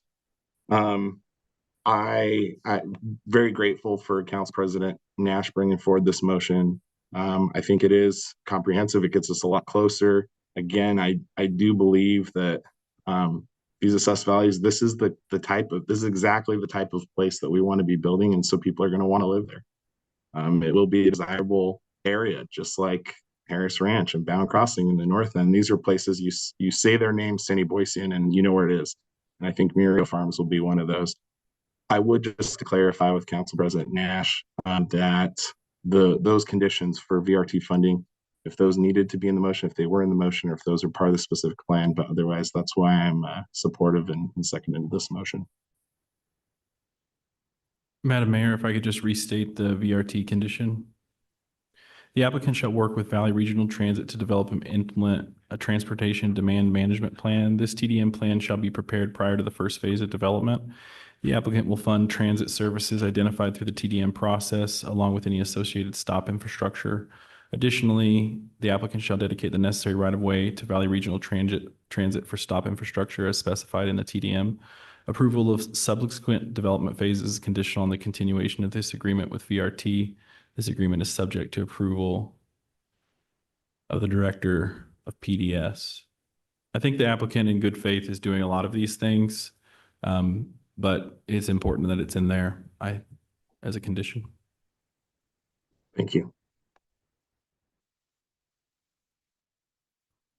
Madam Mayor, first of all, thank you to the folks that have come and spent your Tuesday evening with us and many other evenings and times. Thank you. It's always a better experience for us when we have you here. And I just think it helps us create more discourse. And thanks to the A-team back there at the city. I know you've already had a long day and just appreciate you being here and lending your expertise, not only on this project, but a lot of other projects. A couple of things on this. I think this can pencil if we want it to pencil. And the motion is attempting to do that. And the reality is, if we don't approve this, then it could go to the county and we will get all of the impact and none of the fees. And the things that President Nash put in that motion will not come to pass for our city residents. We talked at length during the zoning code about the ability to free up the market, which is something that I promote all the time, where folks can have choices to live close to where they work.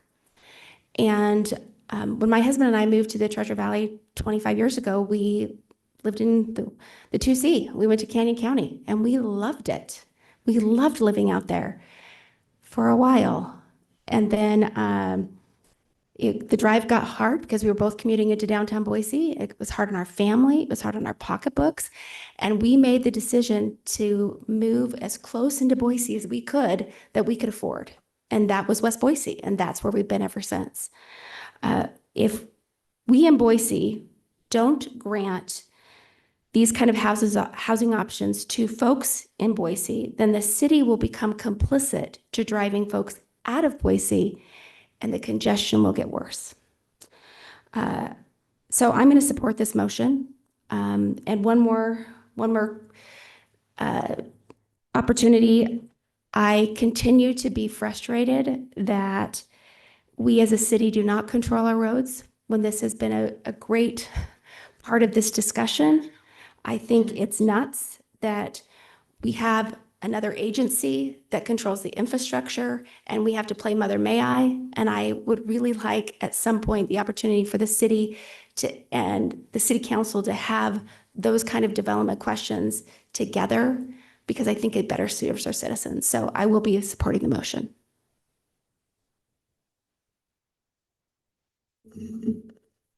Yeah, Madam Mayor, I've been a citizen involved in this project since it was first brought forth, I think in the 2021 at the Charter Point Neighborhood Development Meeting. I was not a proponent. Southwest Boise has a lot of things that it needs that we discussed tonight: roadways, infrastructure needs that have been challenging. And developments of this magnitude, I am glad that we wrestle with, and they are challenging. It requires balancing the needs, and we have a housing crisis, and we need to balance that with sustainable growth and infrastructure and preserving the character of our neighborhood. I think the city is really at a pivotal moment for addressing both the immediate housing and long-term housing needs of its growing population. I think as a city, we're doing a really great job recognizing the needs that we have, especially looking at our how do we support some of our lower income, opening up of developments of those such as the Franklin. Developers have come to us with a lot of great infill projects, but they're small scale developments. And I feel as Councilmember Morales said, we have a missing middle. And as I went and campaigned last year, I talked to a lot of families, and these families repeatedly told me that they want an opportunity to have that American dream. They want to own a home. We have a lot of renters in the city of Boise, and they're not seeing that pathway to home ownership. And additionally, I look at even the people I work with in my day job. There's 9 of us in the office, and 1 of us lives in Boise. The rest are coming in from CUNA, Meridian, and Caldwell. So that is a quality of life issue, because they have to be away from their families as they commute, spending more money for gas, car maintenance. And so I guess for me, I'm reversing my decision. And it comes from having a deeper understanding of the housing crisis that we face. And more importantly, hearing directly from those that will benefit the most, local renters and those aspiring homeowners. We need to have the missing middle. We need people to have homes. We have lots of great employment opportunities out at Gowan Field. Through the CHIPS Act, the expansion at Micron. This is a wonderful opportunity for the city, and we're moving forward head on, and we need a place for those people to stay. And if we don't build it here, they're going to go to Caldwell, they're going to go to Mountain Home, they're going to go to Star, and they're going to put all that pressure on the one roadway system that we have is I-84, making the commutes longer and longer. I appreciate the comments that ACHD provided, and I know that it's for ACHD, very strongly worded, but within there, it also detailed that there's only an addition of 3 to 4 minutes, which isn't that long. Southwest Boise, I think, is a great opportunity for the city to provide planned growth and improve our roadways. This is the tipping point, I believe. These impact fees are going to help us get over that goal line to get this fire station built and to get the emphasis on the roadways that Southwest Boise has desperately already needed and will need even more to move this forward. I appreciate President Nash for bringing forth a motion that helps to alleviate the risk by the city in our financial analysis to help mitigate that and to also provide an affordability component. I appreciate the applicant coming back with that as well. So I will be in support of this motion tonight. Madam Mayor, I think that leaves me. I feel the tremendous responsibility of this decision tonight. If it's approved, as it looks like it will be, we spread our city services thin and that of our partners thin. If we don't approve it, there's a threat that we'll lose that will have a less dense development within the county. This development has a lot of good elements, but ultimately I have to stick to my values that I campaigned on and that I believe in. I'm passionate about smart growth, which to me means developing where we have the existing infrastructure to support new development.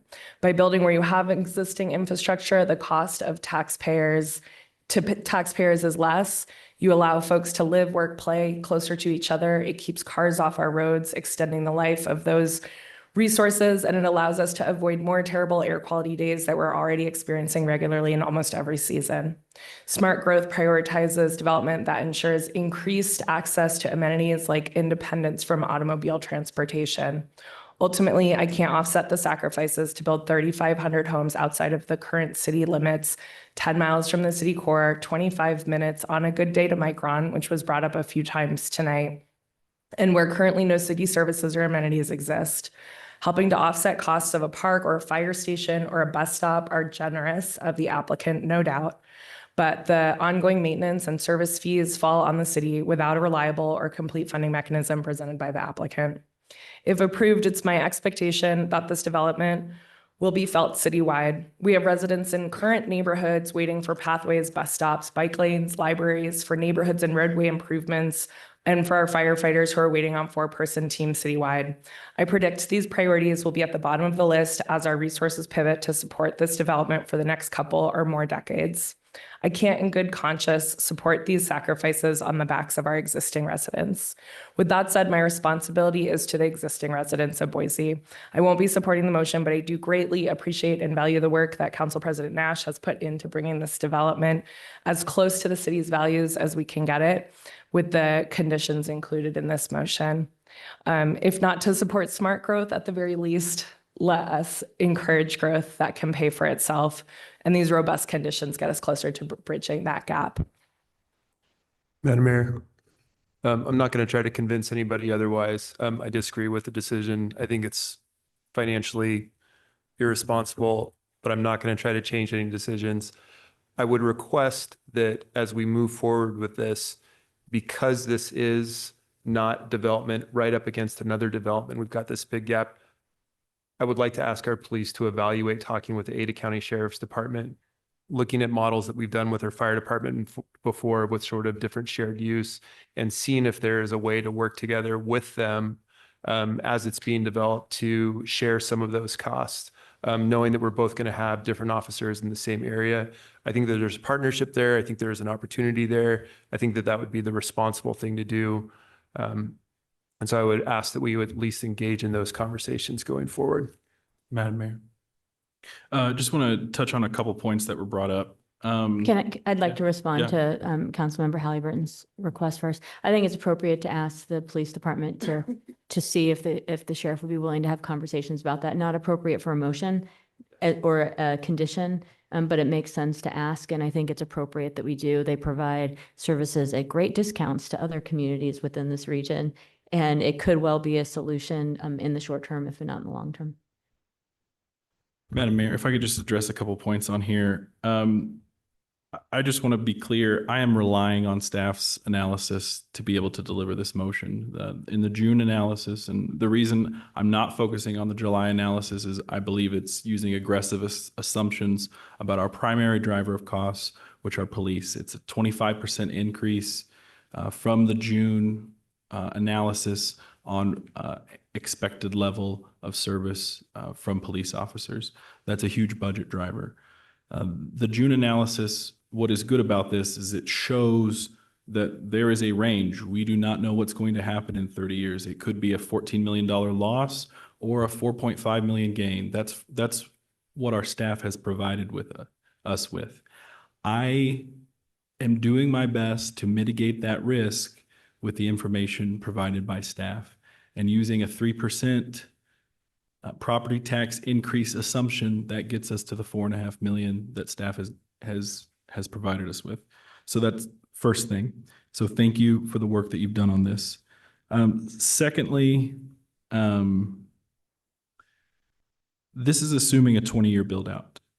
I would like these homes to be built sooner than later.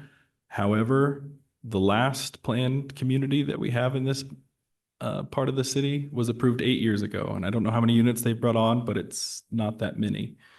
One of the reasons for this is delivery of services down there, including a fire station, which we have a condition in this proposal that we're still in the driver's seat on when that fire station gets built. That is going to be the biggest financial driver here.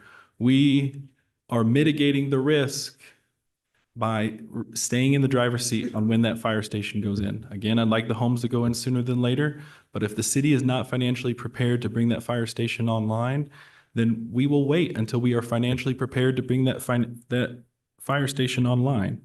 Finally, the fire station that's needed there, so the services that are needed to serve this community are in our fire strategic plan.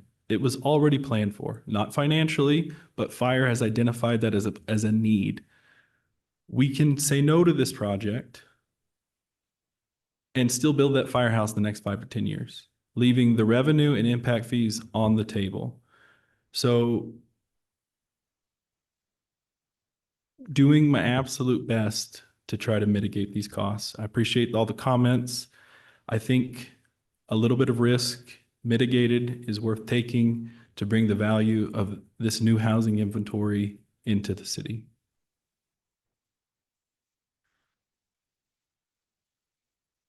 I'd like to say a couple things. The Council President Pro Tem just asked about findings, but I pointed out that it was in the original motion. It was just a long motion, but at the very beginning of the motion, directed staff to bring back findings, which we'll review at some point. Appreciate everybody's work. There's just a couple of things I want to say. This has been a long time. I mean, a really long time. Jimmy was talking about Mr. Eberly. I think you were on council when some of this we first started talking about this area.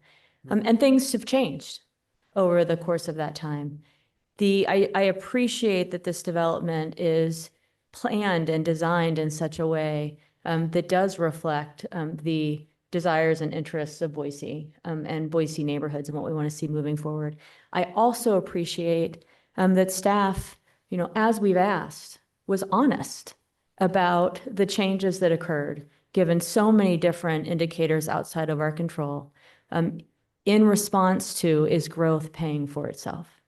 Because so many of us have said, many of us in this room said, growth has got to pay for itself. Growth has got to pay for itself. Our residents say that all the time, that we must have growth pay for itself so that today's residents aren't footing the bill for people that we will welcome into our city in the future. So I appreciate staff's work and honesty about that, and creating a path around which this council could then determine whether or not it's possible to mitigate those costs.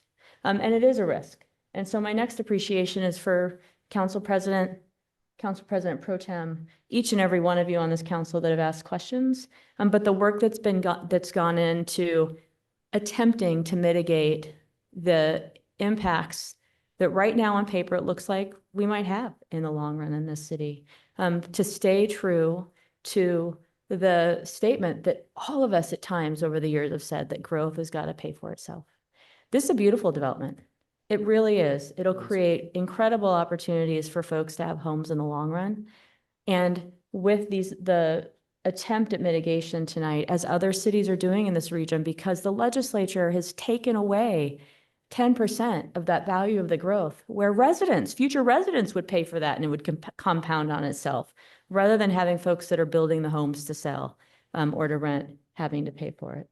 But in the absence of that, like thinking hard about how we can get to yes, so that we can welcome new people into Boise with a community that's planned and designed reflective of the values of Boise, but stays as true as possible to the North Star, which is take care of our residents, the residents of today, by making sure that growth is paying for itself. We can continue to provide the services to our residents today that each and every one of us expects. So to say that, well, we could reduce fire service or reduce park service or all those things, doesn't get at what makes Boise Boise and what our residents expect. And so I would say that with the conditions today, the council has attempted to do the best they can to protect the quality of life that we have, the policies that we've instituted around parks and safety, the designs that we've said we want to see in neighborhoods around walkability because of the community that that'll create, while also recognizing that in the environment that has changed since we started this so long ago, there are real issues around affordability. Not affordability in this case, growth paying for itself, excuse me. And I want to call out too some of the agreements that are in here. You know, for so long we've heard from Habitat they couldn't find land in the city of Boise to build, and we need more people that are building homes to be willing to do create partnerships with groups like Habitat for housing. The motion around transportation demand services gets at my concern that there would be a built-in expectation that there would be additional fixed route service in an area like this when we can't even provide that to the rest of our residents right now. And so appreciate also this first model of working with a transportation agency to seek to fund some of the service or innovative services of the future, really, for residents of the future, because we can't do it all today for Boiseans. But this gets at a model that I will want to see other developers follow, which is help to support bus service rather than asking us to pay for bus service, because we're doing as much as we can with as little as possible, with the little bit that we have. And we see in the region, we need so much more. Again, a state funding source for transportation, public transportation would go a lot further than our 5% or the fees that you're providing to VRT for transportation demand management. So I want to thank all the parties involved for the transparency on costs, the look at, you know, what Boise neighborhoods ought to be, and what neighborhoods can be created on the land that has been yours for so long. And this council that took as seriously as possible the need to do the best we could to provide homes for Boiseans of tomorrow while protecting Boiseans today. So thank you all. Clerk? Nash, Yes. Stead, No. Willetts, Yes. Corliss, Yes. Halliburton, No. Morales. Yes. 4 in favor, 2 opposed, motion carries. And I'll take a motion to adjourn. Madam Mayor, I move that we adjourn. Second. All in favor? Aye. We are adjourned. Thanks, everybody.